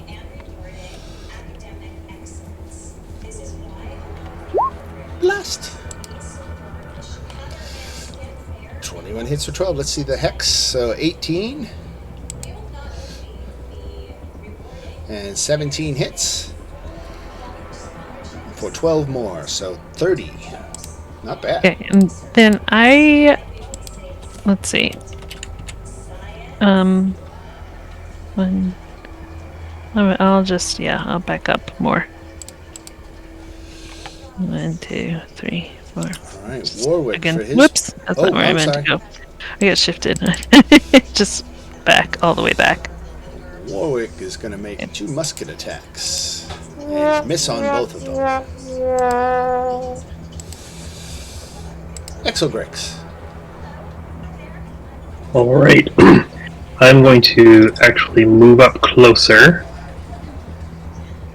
I need to have not ruler selected. 1 second. And then I'm going to drop a fireball on the bottom one. Okie dokie.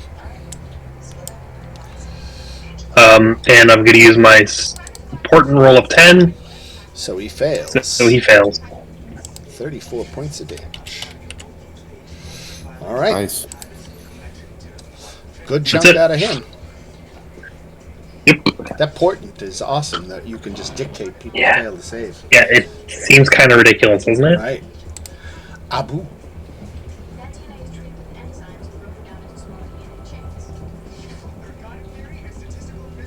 Abu is muted.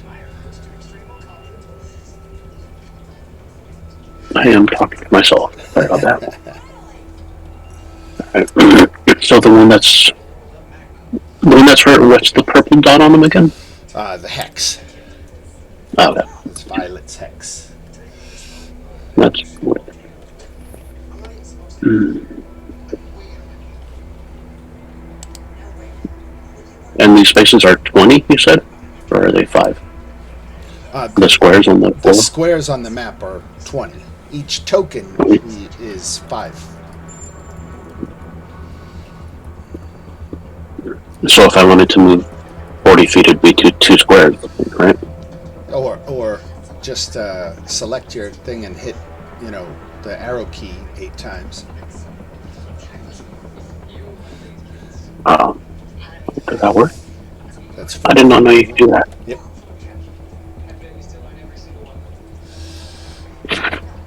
I didn't know the arrow keys did that. Yes. I see. Violet's got her back against the wall of the... There.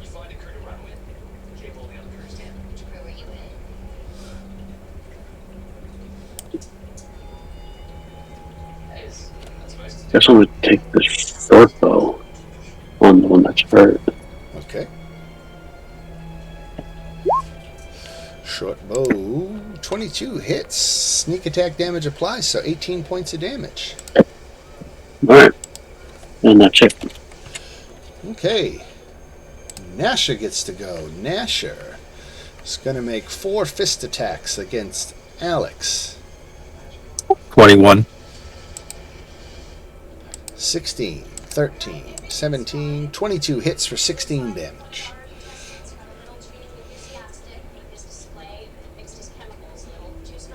Ooh. You know what? Scratch that. Why would he?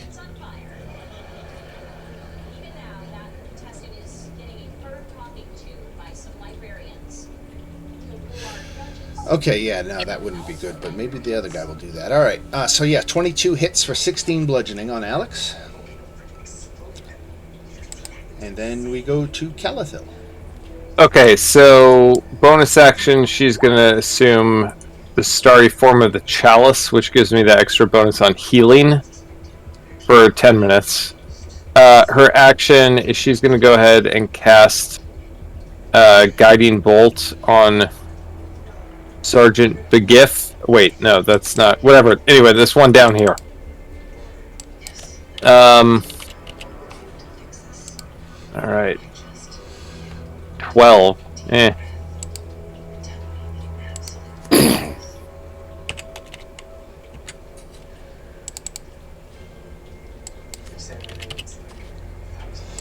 All right, so Guiding Bolt 12 misses. All right, and then that's her turn. She'll actually move a little back. Let me see if I can to like there. And then the spirit can't quite make it there.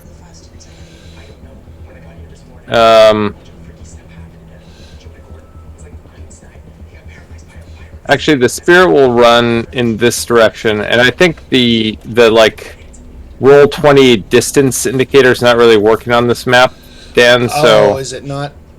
I'm kind of guessing. Gotcha. It does. I don't think it'll dash. I don't think it can make it all the way there, but it's running towards the one that's fighting Big Alex, and that's it. All right, my Faya. Okay.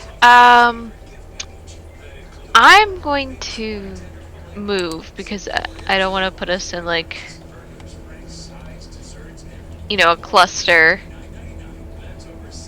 I'm gonna take a shot. Oh wait, how far am I? Let me see my range on this thing. Pistol. Oh, it's 30. Okay, I'm gonna. 8, 10. Yep. Okay. Now I'm gonna take my shot. All right. And okay, I'm assuming 24 hits. Sure does.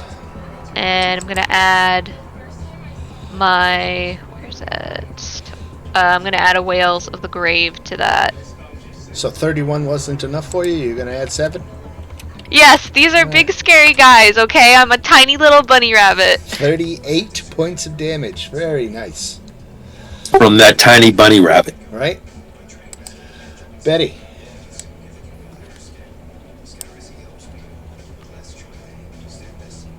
All right, here I go.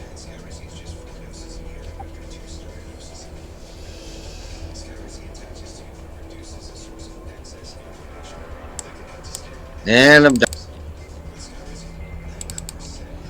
You just moving and that's it? Yeah, I double moved. Okay. All right, now Thrasher gets to go. Thrasher's going to take a couple of steps towards Alex here. And he's going to target you with his hideous rend. So, Alex, make a dexterity saving throw.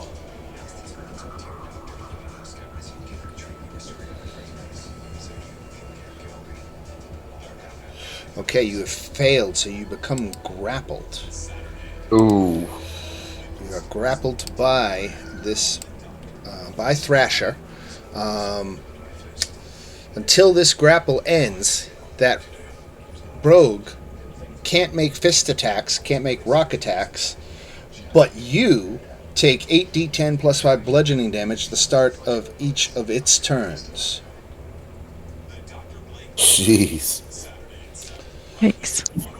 Then we go to And Fran. that's an attack. It has my reaction. Yeah?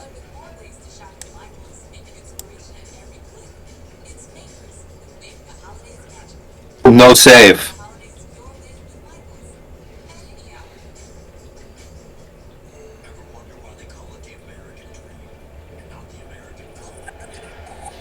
So Just some 15 foot away from me. the wielder can use a reaction immediately after being hit. So after the hit, it wasn't an attack roll though. So this will have to wait until he does actual damage? After being hit by a melee attack, you did not get hit by a melee attack. Well, is it? It is. It's an action. It's a grappling attack that hit me. That's how I'm reading it. That's just my side of it. So it hit you, and you're grappled, and you push him, and you go with him because he's grappled you. Okay. It doesn't. Pushing doesn't break the grapple. Okay. All right, Alex, it is your turn. So I'm grappled right at the moment. You are. So I'm going to go right there by Misty Step. Does Misty Step break a grapple? Yeah. You're not grappled. You step out of it. Yeah, that's one of the best uses of Misty Step. Out of a grapple, yes. Yep. All right, no longer grappled. And then I'm going to hit the one that's in front of me. All right.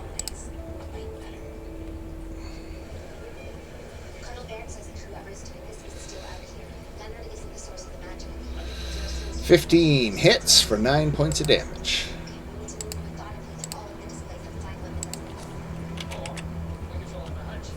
$18 hits for 11 more, and down he goes. And Scotty's going to shoot the other one.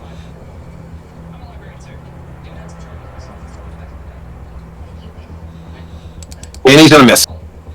All right. And I'm done. All right, Violet. Alright, I'll move my hex.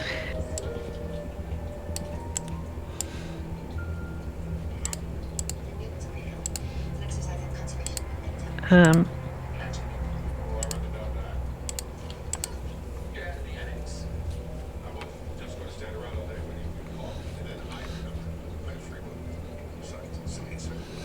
and then I'll just blast him.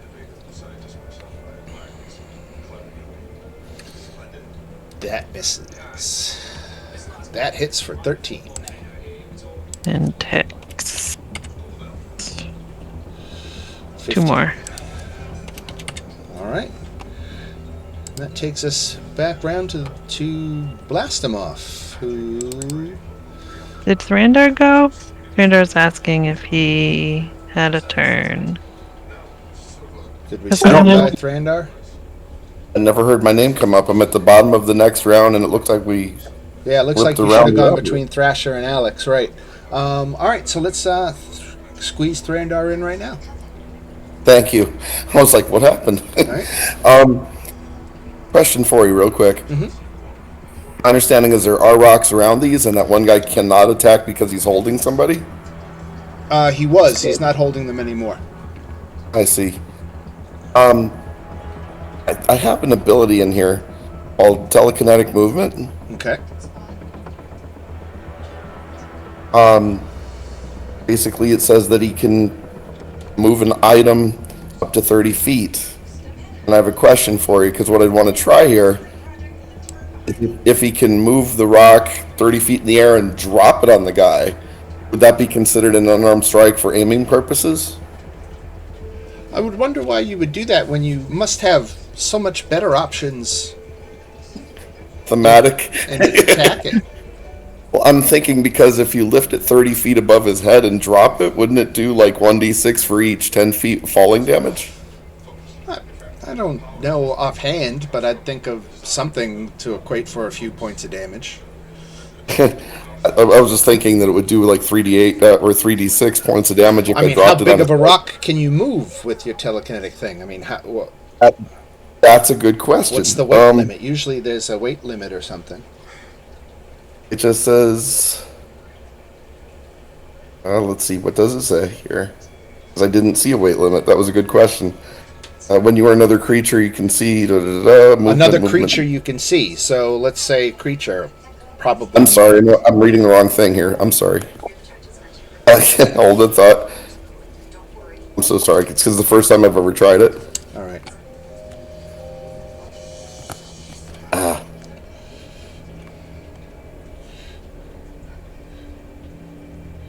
An object that is large or smaller. So, yeah, it seems like you can move some heavy stuff. Or at least get those rocks out of their way. You know, that's another thought. The thought was if I drop it on his head that every 10 feet of falling damage, if you fall, you take 1d6 damage. Would the rock create, momentum damage from falling 30 feet on top of him? I'll give you 5d6. 5d6, awesome. Right, but he make an unarmed attack roll because he has a chance to get out of the way. So Exactly. That was my question. Right. Okay. That's one action. And he's a fighter, so he does get an extra action. Okay. I was just curious about that. no, as Okay. a fighter, when you take the attack action, you can swing twice. You don't get 2 actions. Oh, you don't get 2 attacks? No, listen to what I'm saying. If you take the attack action, you get to Okay. swing twice. You don't get 2 actions. You I get see. 1 action that lets you swing twice. Okay. So you can either do a spell or you can attack twice. Well, for 5d6, I'm going to try it anyway. That sounds awesome.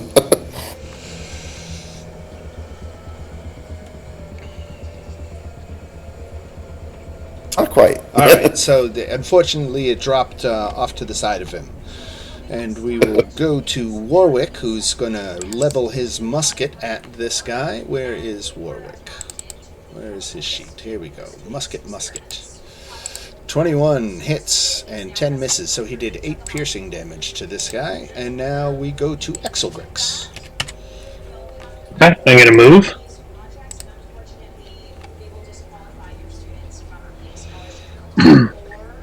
And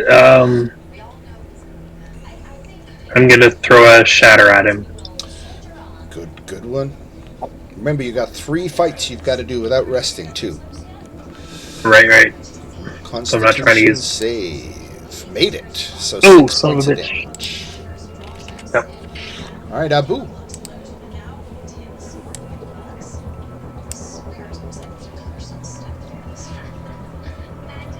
That one's down.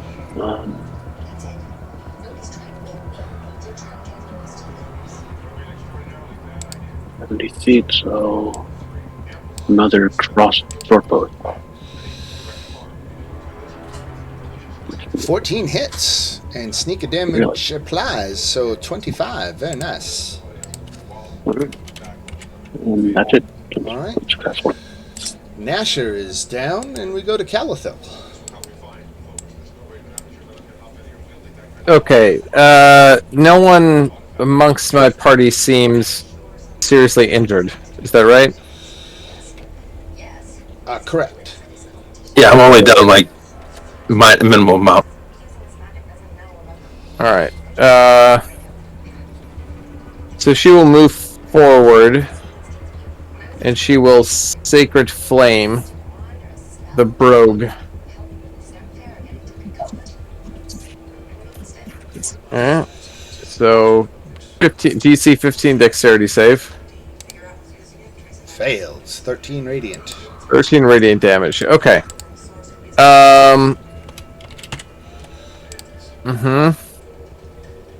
Yeah, it seems like kind of a waste.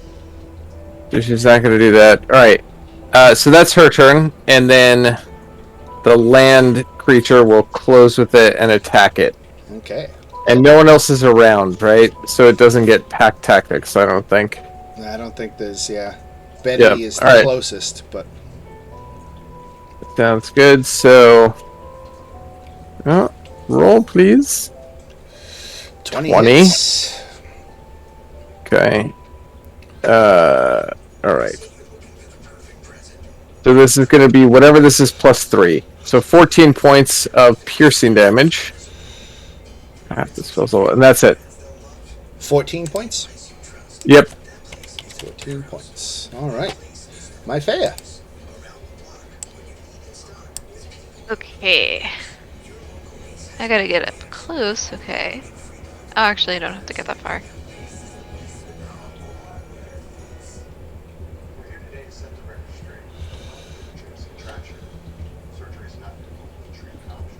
Alright, and I'm gonna take a shot at this guy.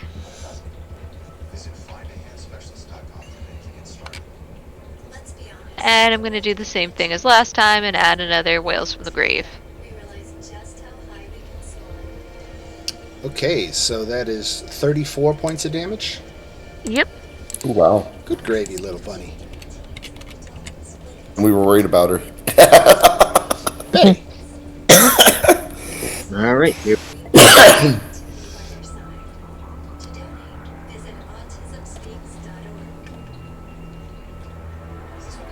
You're really gonna jump on top of the beast?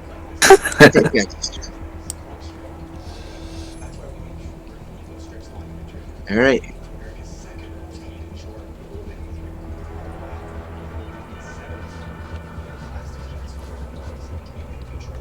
Hit. Nope.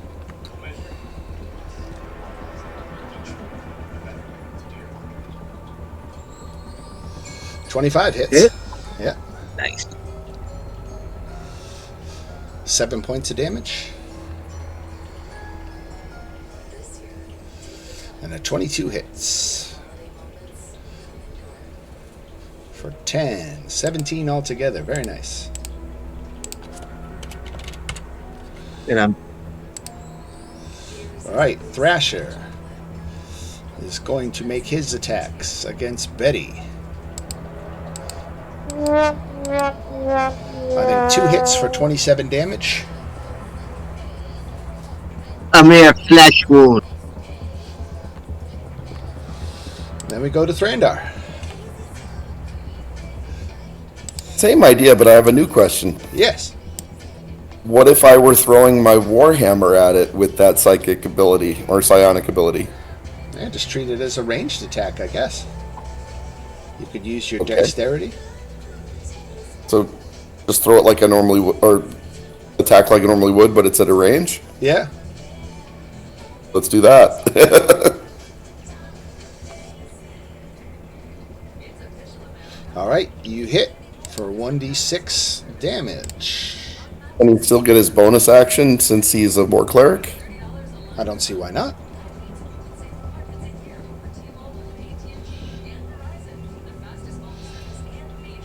Alright, 2 hits. Next question, would these have just counted as one-handed attacks? Or damage? Yeah. So 20 points.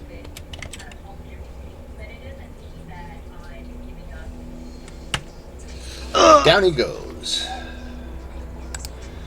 Alright, and with that, the crowd begins to boo. They thought it was a very boring one-sided fight and wasn't that entertaining. And you took out some of their favorites, so the crowd is turned against you. Oh, wow. But Betty's shoulders hurt right now. But Vokoth shouts to the audience, up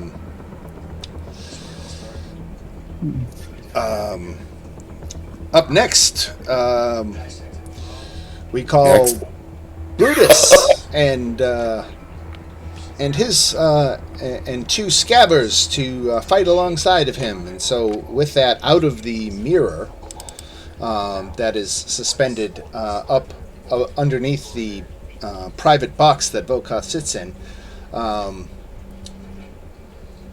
Let's see.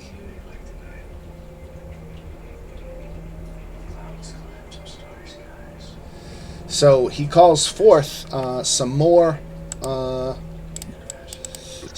opponents for you. So I will clear the initiative board, and we will do another initiative for the next round. You guys have a couple of rounds to, if you want to cast healing or regroup or position yourselves. Now's the time to do it. How many rounds would you say roughly, Dan? I'm tracking a spell. 5 rounds. Who's damaged? Is anyone damaged? I'm down about Betty. 12. Okay, anyone else?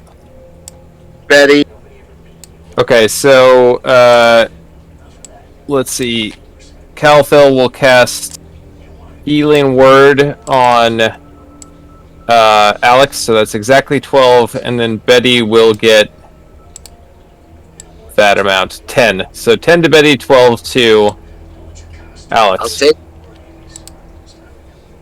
Betty, you're still hurting? Oh, whoops, sorry. I did not mean to cast that at a 4th level spell. So hold on 1 second, Alex. You probably won't get 12. I'll tell you what. You'll get in a second. I was like, how did I roll that high? 8. I can live with that. Yeah, so 8 for Alex and 10 for Betty. Are we supposed to be putting on a show here? They're unhappy that it was too one-sided. Be all theatrical and are you not entertained? I think we're just saving the best for last. Okay. I was reserving stuff then. Have you ever been at somebody's home game and then you beat the team anyway? Yeah, right. Just a little adjustment here. Yeah, he's adjusting. Well, one thing I'm doing, for full transparency, because there's 9 of you, I am giving your opponents maximum hit points. The hit point calculus, might say, 150, but it also says it's 10d10, or 20d10 plus 50 or something like that. So by giving them max hit points, I think it ups the number of rounds that they'll be able to participate in the fight before you get to kill them. Let me do this one. 78. Okay, so he goes up quite a bit. And I give him max hit points. But that's a good thing, because you guys want a challenge. All right. So, yeah, you can all go ahead and roll for initiative again as Brutus and 2 Scabbers materialize on the floor of the arena underneath the mirror.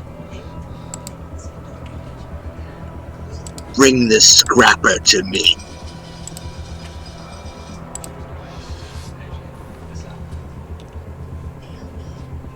I cannot roll initiatives for crap.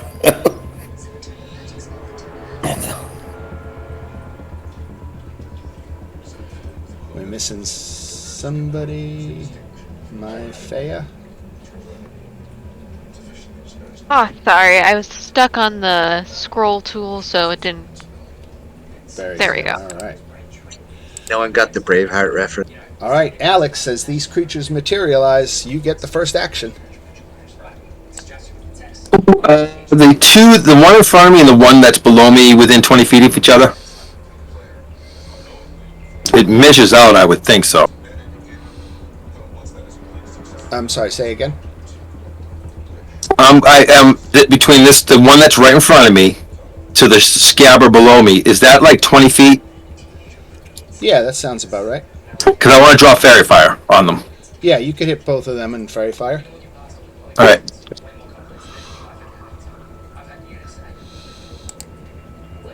The Braxat fails his save. The Scabber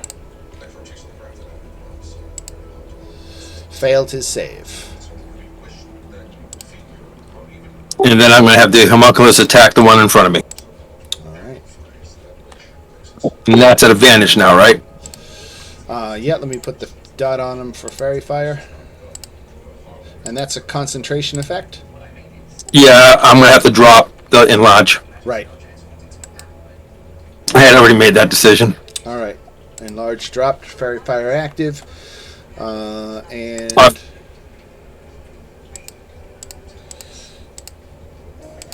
As soon as that roll comes over.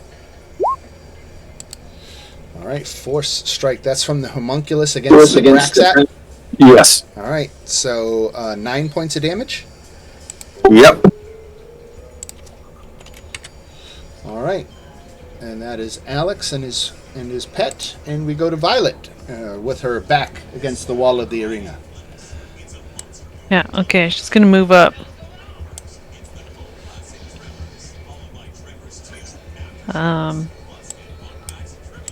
They're pretty far away. If you need any extra movement, I can throw an extra 30 feet later. That's alright. Okay. Alright, so to do something different, because I guess the crowd is not entertained, I'm gonna do something.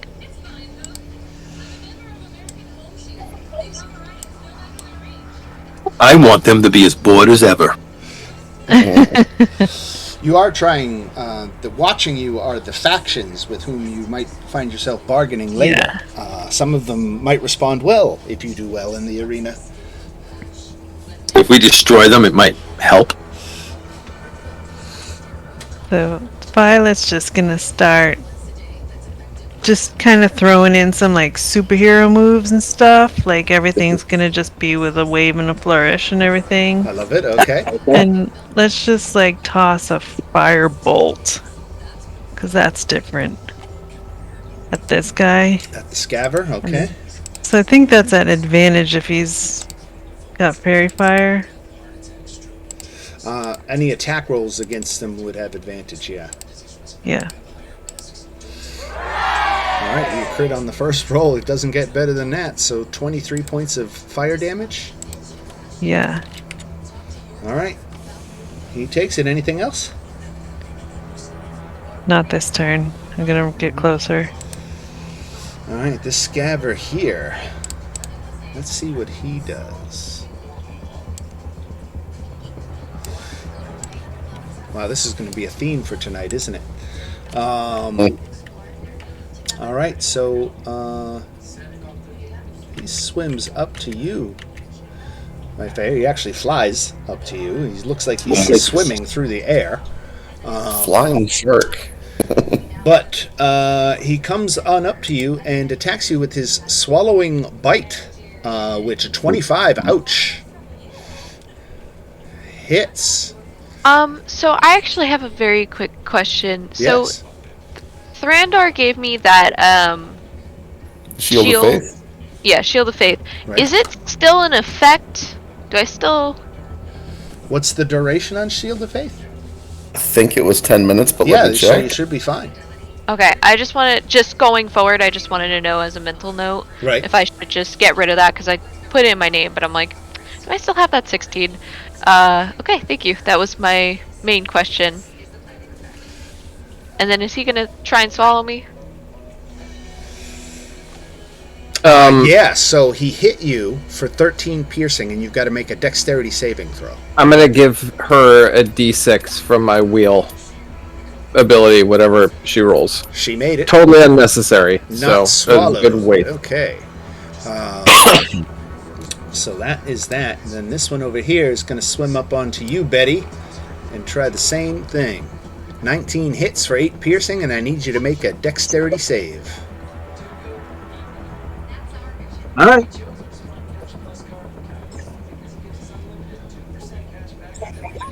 Okay, you don't get swallowed. You just take the 8 piercing damage. Excellent.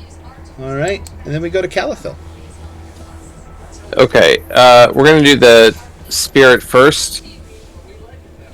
Is it this thing in front of her? This one? That's Brutus the Braxat. And this someone is it? Is That's an ally, right? Alex, right. The clock is Alex. Okay, it'll step up and it will attack, and it will get advantage actually from Fairy Fire and from Pack Tactics, so I guess it doesn't really matter. Spell attack. 13 hits. Okay. Oh, wait, no, I'm looking at the scaver. Let me get the Braxat. Well, it's a 20 anyway. It is with advantage, I think. Okay, yeah, he was armor class 18, so that's a hit. Okay, so that's 11 plus the spell's level, so 14 total damage from The bestial spirit is piercing. Okay, then Calthil's turn. How much damage should my Fea take? I took. You know what? I see he can do this. So I'm going to put that 14 points back on him. Yeah, I was to answer your question. I took 13 damage. Okay. All right. So Caltha will move a little bit closer so she can reach my Fea, and then Betty was the other one who took damage, right? Okay. So this is gonna be a healing word to my Fea. This is a bonus action. So 5 points to my Fea, and Betty, you're gonna get 7. And then Calthil's action has to be a cantrip, so she will use a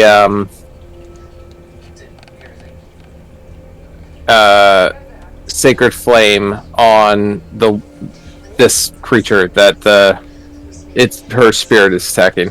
Okay, Sacred Flame. Yep. So 9 radiant. 9 radiant, okay. Alright, that is it for Calthil. Alright, my Fea. Okay, so I'm going to attack the shark with my gun again. Okay, now you are point blank, so you are at disadvantage. I am at disadvantage. But she's Okay. at advantage. Oh yeah, you can do a bonus action to disengage, step back, Yeah. and shoot at regular, right? Yep, that's what I was about to say. So if I can, I will just, hop away and then take my shot from here. Alright, and 26 hits. Sneak attack doesn't apply, so it's only 8.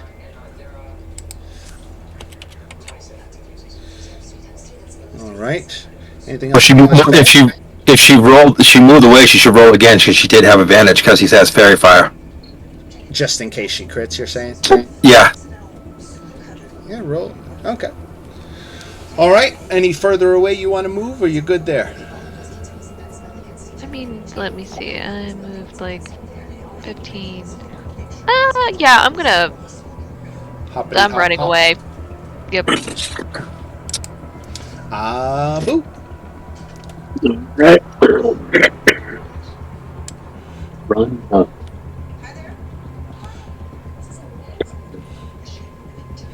And wait at the next one.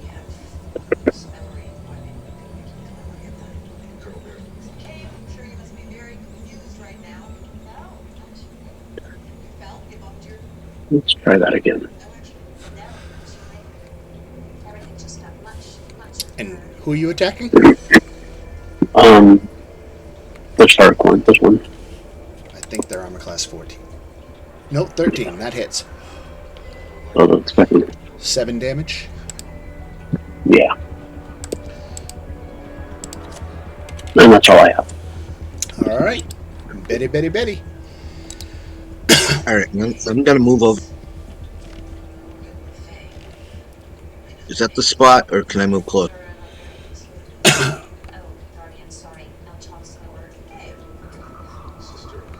Is that good? I'm just Yeah. gonna-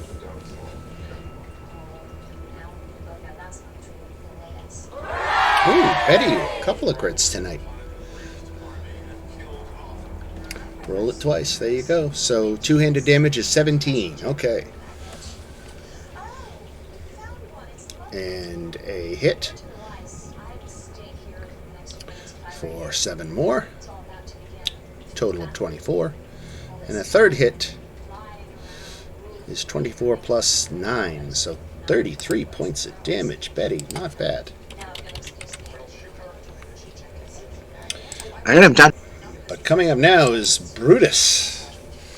Let's see.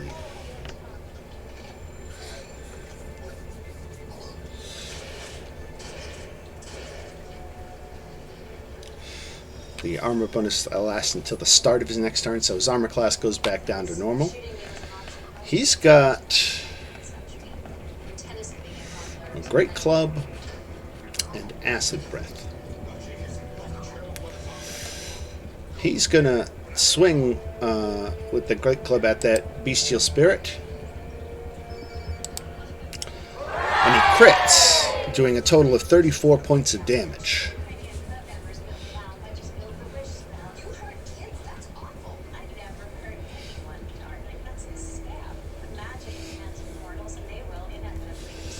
So that reduces the bestial spirit to a single hit point, I believe, right? Calathil, I think you're muted. I think 3. If Yeah. it went from 35 to... Oh, no, you're right. I'm sorry. I Yeah, misread so- the attack roll. Totally just missed killing it outright by a single point of damage. But it's going to be enough to eat up his second attack. And that's where he finishes it off. Fair enough. And let's It say did he its job. charges forward and... Oh, wait, no, Alex is right there, so... I missed you there, Alex. Otherwise, I might have attacked you instead. But nonetheless, that is it for the turn of Brutus the Braxat, and we go to Thrandar.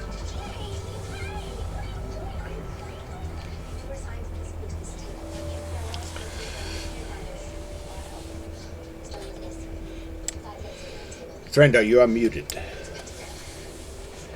My bad, sorry. Can you hear me now? Yep. Okay. Are these 5-foot squares? No. The large squares on the map are 20 foot across.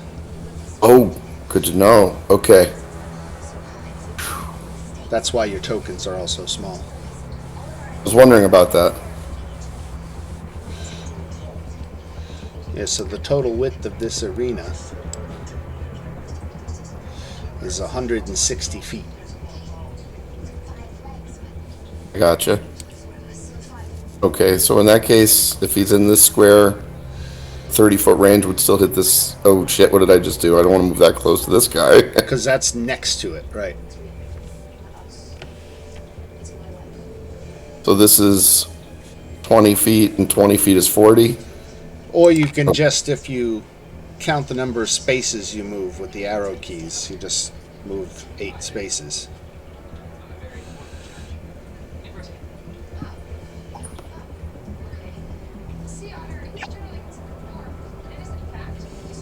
Okay, I see what you're saying.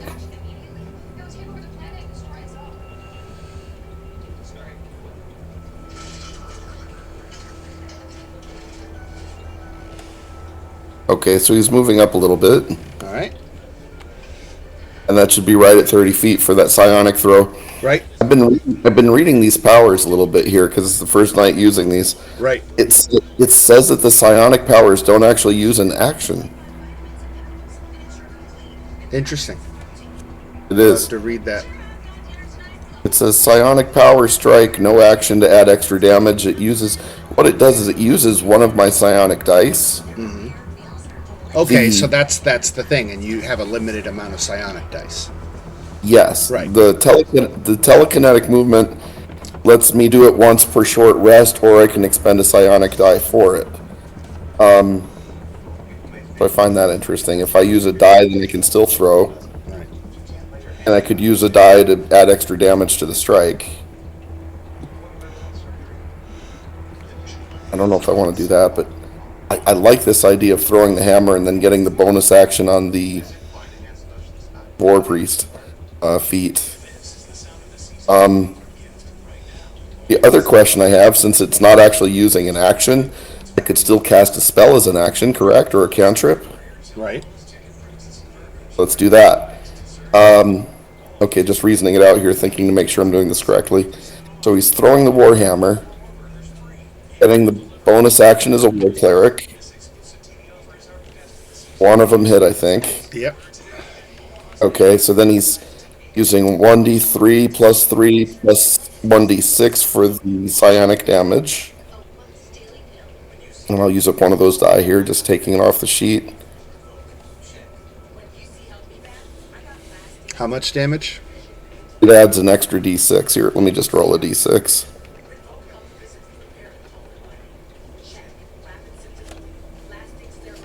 So this was the Warhammer Strike, not as good a roll as I was hoping, but okay.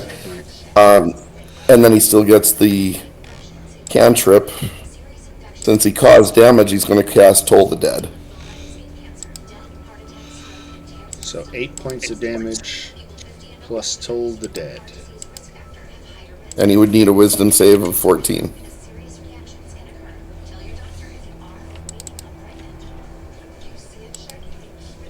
Failed. 5 necrotic damage. Cool. And that's my turn.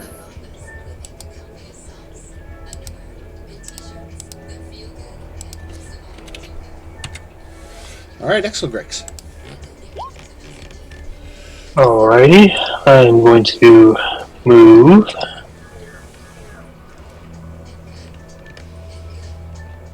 Here, and I'm going to fire a lightning bolt at the two of them. And big dude over there is going to fail with an 11. So you're going after the Braxat? Both, because it's lightning bolt. Oh, because it's lightning They hit bolt. both. Right. Okay. Yeah. And you're making the Braxat fail, but I still got to roll for the Scabber. Scabber's the little one? Yep. Okay, yeah. Yep. Scabber made it. So Scabber takes 13 lightning.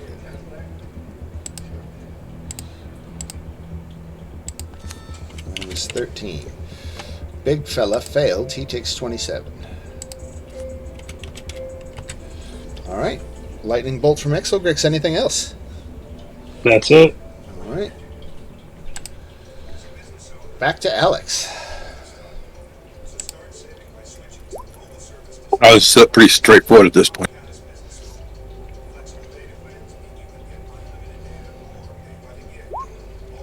Okay, he uses his psionic shield, which raises his armor class to 23. But you still hit 6 thunder damage.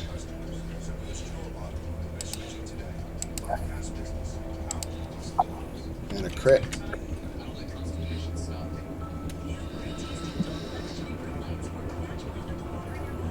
So 17 more. And then the last.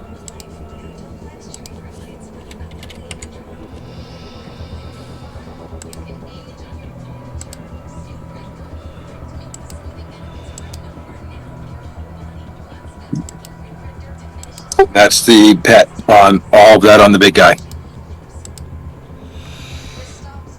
All right. 18 misses. All right. And then we go to Violet.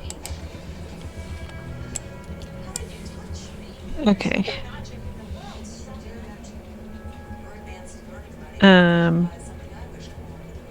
So she's close enough now to cast Hex on this guy. Okay.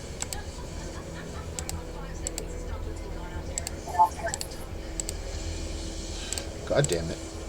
Roll 20. Stop messing with me. There we go. Had to click that thing 5 times to apply a purple dot to it. It's been laggy tonight. Yeah. Okay, and then she's gonna use sorcery points. And cast Chromatic Orb. And she's gonna so I think she gets, because he's still in Fairy Fire, right? So it's still at advantage? Right? Okay. Just gonna do lightning, because that is lightning's pretty spectacular. Nice, okay. And I guess I 14 just lightning roll it again, just to see if I crit, since I get advantage. Okay, she did not. So Alright, is that? yeah, and she's gonna move up.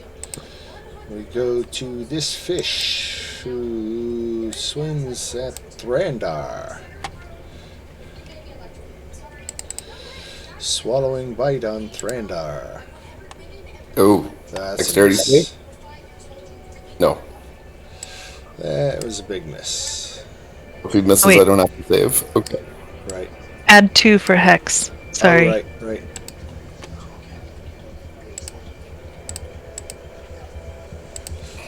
-2. All right. The other scabber is going to attack Betty.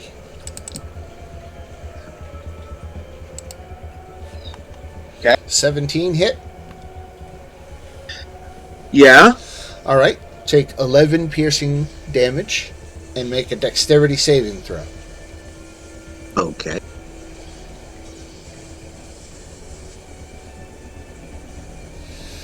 Okay, you made it.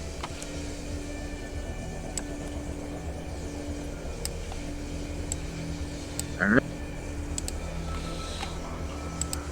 Calathil.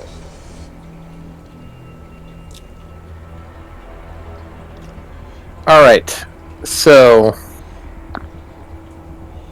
everyone looks in decent shape. Is Betty injured? Yes. She is not hurt, but she is She's about half hit points, isn't she? It looks yellow to me. around there, maybe a little less. Okay. And everyone else looks good right now. Yeah, I'm only down 4. It's not even worth it. On me. Okay, I will cast Healing Word on Betty. So this is a bonus action. 6. And then I'm also going to direct the extra healing to Betty. So that's going to be another 9. So 15 points of healing to Betty. And then as my action, I will Sacred Flame the creature that's near to Betty. 13 with the DC 15 saving throw. Failed. Okay. Can you remove the concentration from me as well? Because the bestial spirit's gone. Oh, yes, right. If Alright. 20 would let me, I would really like to take that thing off of you. There it goes. Another 7 clicks later. I'm going to move, back a little bit to, let's say, there. And that is my turn. All right. Isaiah. Okay. Let me see how far I am. Okay. Well, I'm just gonna keep focusing the shark. Wait, what does the purple mean again? I'm sorry. Hex. Hex. Okay. Yeah, I'm just gonna keep focusing the shark since it's so close. And you have advantage. Sure. Well, thank God I have advantage. That turns it into a hit, and you get sneak attack, so 21 damage. Nice shot. And then I'm gonna hop away to here. All right, Abu.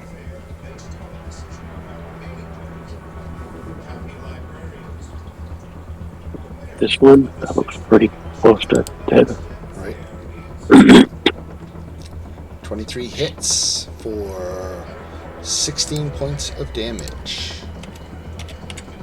And it's still up. Nope. Oh, down we go. Alright. And then... I don't know. 20.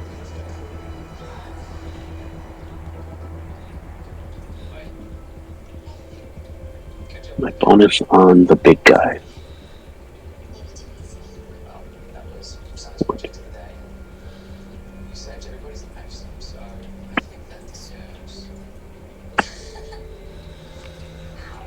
Alright, on the big guy, he's got a 23 armor class, so you just snuck by and hit that with 16 points of damage, but the other one missed. So the 23 was on this one. Oh. And it killed him. Oh, okay. So the 14. Unless you... Right. Yeah. Okay. Unless I could switch those around and have the bonus on him. No, unfortunately, that was the order. Can't retcon. Yeah, and then the bonus was on this one. Right. All right. So 14 misses. 23. All right. Betty. All right, here we go. We're in the middle of a battle to the death. 13 hits the fish for 9 or 11. You're two-handed. 11.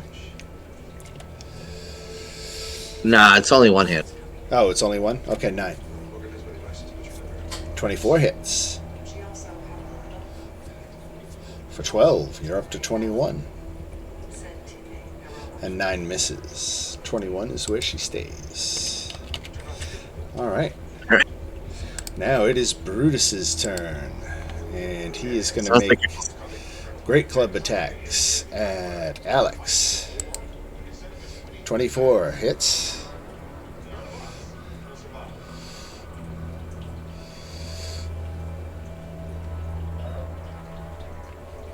Alright, so he still hits, but he gets pushed 15 feet back. Yes. Alright. And he's got a movement of 40, so he charges right back up and hits, misses that time. Thrandar.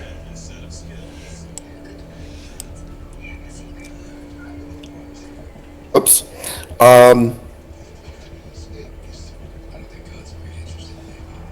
Since he gets 2 attacks, is it legit to use 2 cantrips instead of 2 ranged attacks? Can you hear me? Yeah. What was the question? The question is, as a fighter getting 2 attacks, Until the Dead is a ranged attack, but it's a cantrip. I know you can attack and use a cantrip as the fighter action. Can he do 2 cantrips in a row instead? If a cantrip has an attack roll, that does not make it an attack. It's a spell. Can you do 2 spells in the same turn? Is the question. If they're both cantrips, yes. It says they're 2. It says it's an action. It's an action, then no. Then you get 1 action per turn. It's a spell. I see. Okay, so he can do an attack and an action. What? You're really I'm confused. confusing me tonight. No, you can only do 2 melee attacks or a spell. You can't do both. Oh, okay. But the psionic die would work also? 'Cause there's no action involved? Psionic die is, if I read it right, it goes on the end of attack. Okay. So, but if you're using it for movement to throw something, Well, the one I read was for attacks. You have different ones for different abilities. yeah. I mean, I would just use it the same way I used it before then.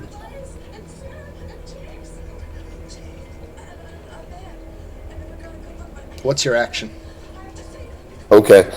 So the action was the cantrip. Casting Toll Bell. Toll the Dead, rather. And he would have a 14 wisdom save. He failed. 19 necrotic damage. Okay. And if that was your action, and do you have a bonus action? The bonus action would... Well, it doesn't require an action. It says that he can just throw something. Movement. All right, Exeldrix. So, well, wait a second. It was the same idea as last time, where he would just throw the hammer with his tie-dye. No. No, we didn't just do that. Well, if I did, I was obviously confused. You get 1 action per turn. That action can give you 2 attacks, or you can cast a spell. If you can attack as a bonus action, that's what I'm asking if you can do now. If you do not have a bonus action that lets you do anything, your turn is over. Well, it says you can use the side die with no action. No. That side die gets applied after an attack action or something. I have to read it myself. You don't get free stuff. Something is always something. My apologies. We've got 9 or 8 people here. We've got to keep this moving a little bit. We can't have 15-minute discussions every time. You have a sorry. lot of options that you can just do. I would appreciate if you would look at your clearly available options rather than, getting so creative. It's really slowing us down. We're 5 minutes apologies. past the hour. Okay. I mean, I apologize for being short with you, but it's been extra tonight. Fair. So we've got to keep this moving, and it's Exogrix's turn. Okay. Okay, I'm gonna move.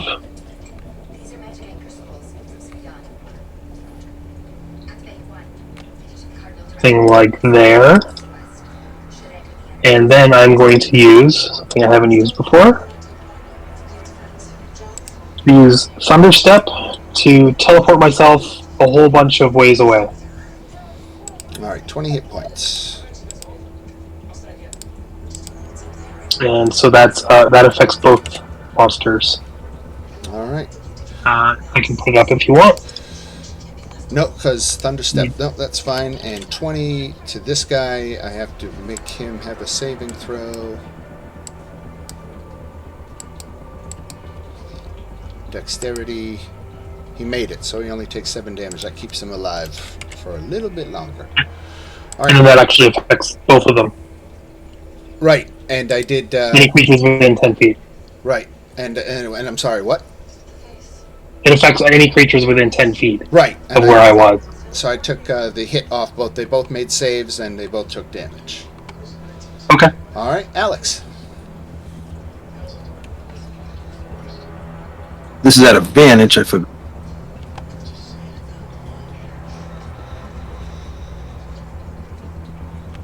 11 points.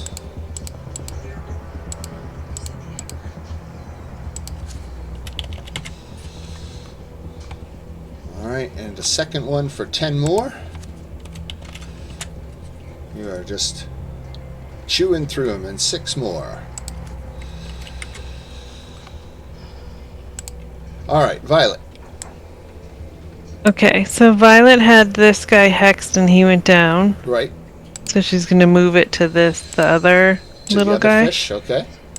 Yeah, and then she will just use Eldritch Blast so that she can get the 2 bolts. Or rays, or whatever they are. Beams. Oops. Eldritch Blast missed. Eldritch Blast hit. 8 force damage takes it out. Alright. The 2 scabbers come off of the initiative, and we go to Calathil. So all that's left is this big creature, right? Right. It's called the Braxat, and his name is Brutus. Okay, yeah, I feel like you've told me that 3 times, No, and if it no. lives another round, I'll ask a 4th time. Okay, That's fine, that's fine. let's see. Everyone's looking fairly healed. Alex, how are you doing? There's like you're light green. I'm down 23. I'm at Okay. 50 out of 73. Okay, I'm gonna healing word, Alex, 1st level. And here's that extra little bit of healing goodness. So 14 points.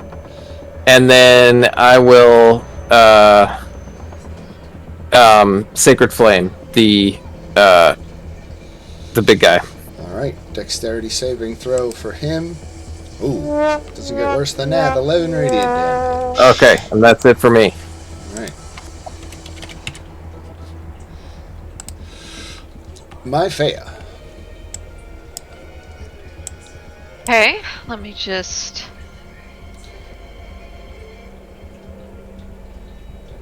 Alright, I should be in range. Just gonna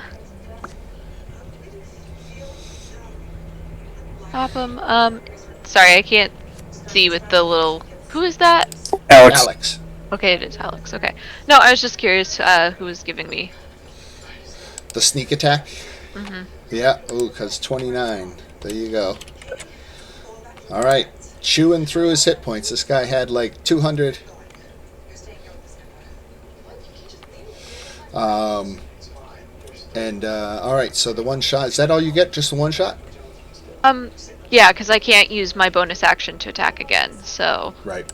Alright. I only have 1 Wail of the Graves, and I want to save it in case we have to do another round for next week or so. No worries, no worries. All right, Abu.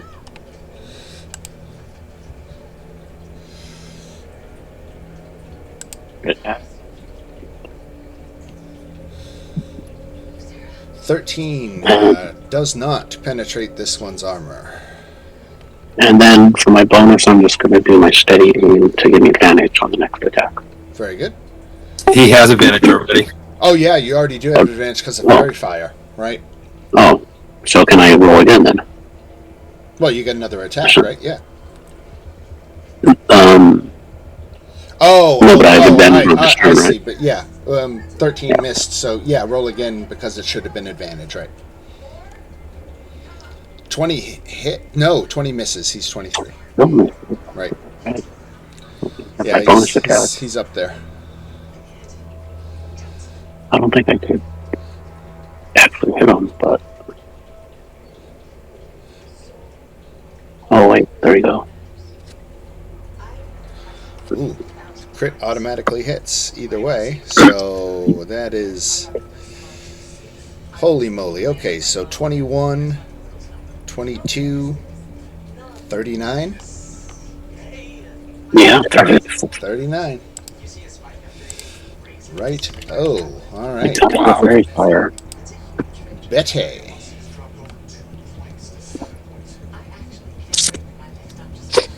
So we're putting all of our forces on this thing.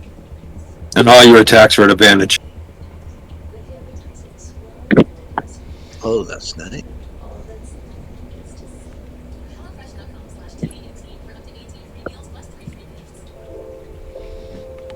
How do you make your attacks at advantage or not?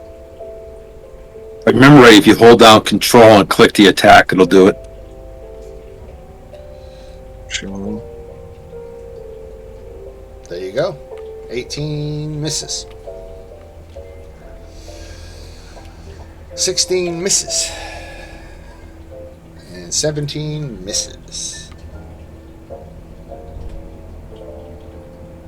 Whatevs. All right. Brutus, who's looking a little worse for wear. Oh, he's gonna... Let's see. All right, going after Alex. 21 That hits. for 23 points of damage. And 17. That misses. All right, Thrandar. I apologize to you personally, Thrandar. I lost my cool at you a moment ago, and you were just trying to explain what you were doing, so I apologize for that. I was just confused, and I let it frustrate me for a moment, so please, sorry about that. I'm also sorry that I wasn't interpreting correctly and prepared. My apologies also. No worries, no worries. I'm just going to throw a Toll Dead out there real quick. Toll the Dead? That's it. All right, that's a Dex save, right? Or is it a Wisdom save? It's a Wisdom save. Wisdom 14. All right, he just made it, so that's no damage on a... Okay, no worries. Oh, that would a lot of damage. All right. Hey, Yeah. Threadner, can I ask you a quick question? Yes. Sure. What is your to hit with that sword? Well, I don't have the sword with me. That's a good Oh, that's right. I forgot that. I'm sorry. We left it back because it was going to create a brawl with everybody. Well, these guys, fortunately for you, they all work for Volkoth. So they might mention in a letter home, hey, we saw these people, something like that, but they're not going to necessarily go after you just because they're under Volkoth's employ and they're not going to pursue a personal vendetta, while they're on guard duty. But it doesn't mean they wouldn't let their Githyanki friends and family know about the existence of this thing out there. All right, Exogrix. All right.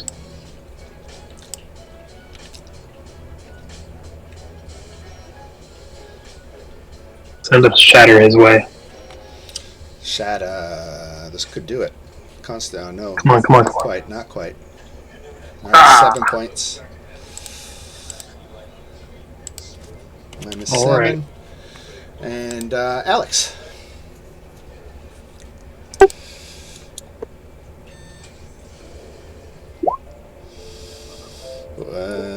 He engages his psionic shield for the last time, even though it's not going to stop that attack, because 25 still hits him. But the second Thunder Punch misses. Let's do the damage for the 25. Oh, it didn't roll? No, I didn't see that damage. All right, sorry. No, that's okay. All right, 7 points. Well, it wasn't a critical, I'm sorry. And then I just have one thing left. Okay.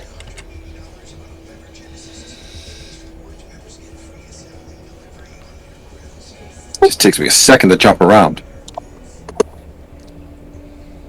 And that's going to miss. All right. Violet.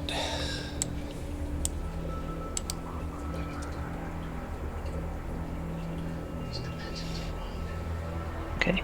Oops, sorry, I was muted.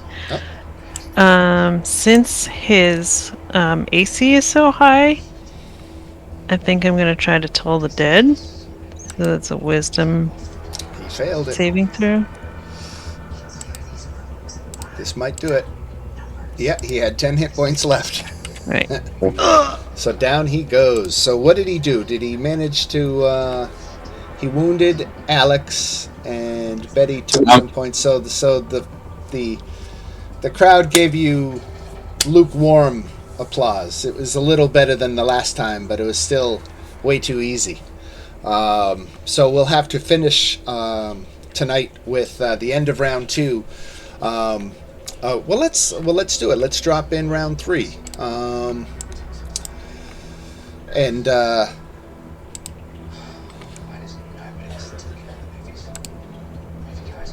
Let's see, what is this?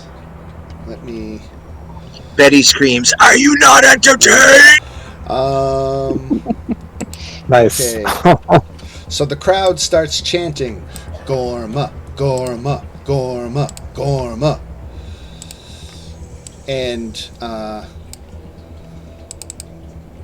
maybe I will do some research and put a haste on this thing to make it more interesting for you guys. Vokoth could cast haste on it. In addition to Dan, maxing out its hit points. Yes. are we playing next Tuesday? What is next Tuesday? What am I not thinking of?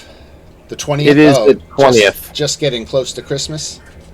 Yeah, I will miss the next 3 games. I mention that now just because I don't know if that tips the balance. It's not like Califil's a huge combat monster, but just to be upfront about that. You're a healing machine. I am a healing machine. This is true. Yeah. And I think to keep this fun, the creature that appears is a giant millipede. Ooh. But for shits and giggles, I'm going to give you 2. Awesome.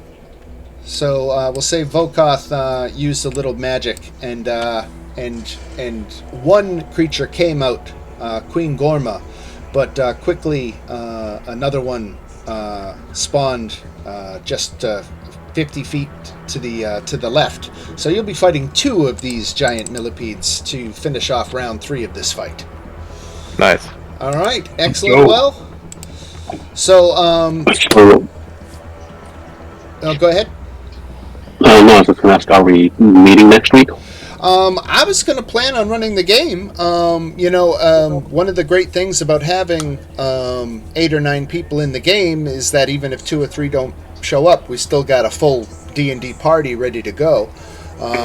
Yeah. So I think I'm planning on running, and the following week after that, I guess, would be the 27th. That would be a couple of days after Christmas. I'm planning on running games. So if you guys are all available, I'll be playing. But I think as a general policy, if we had fewer than 4 players, if only 3 people show up to a game, I'll just call it.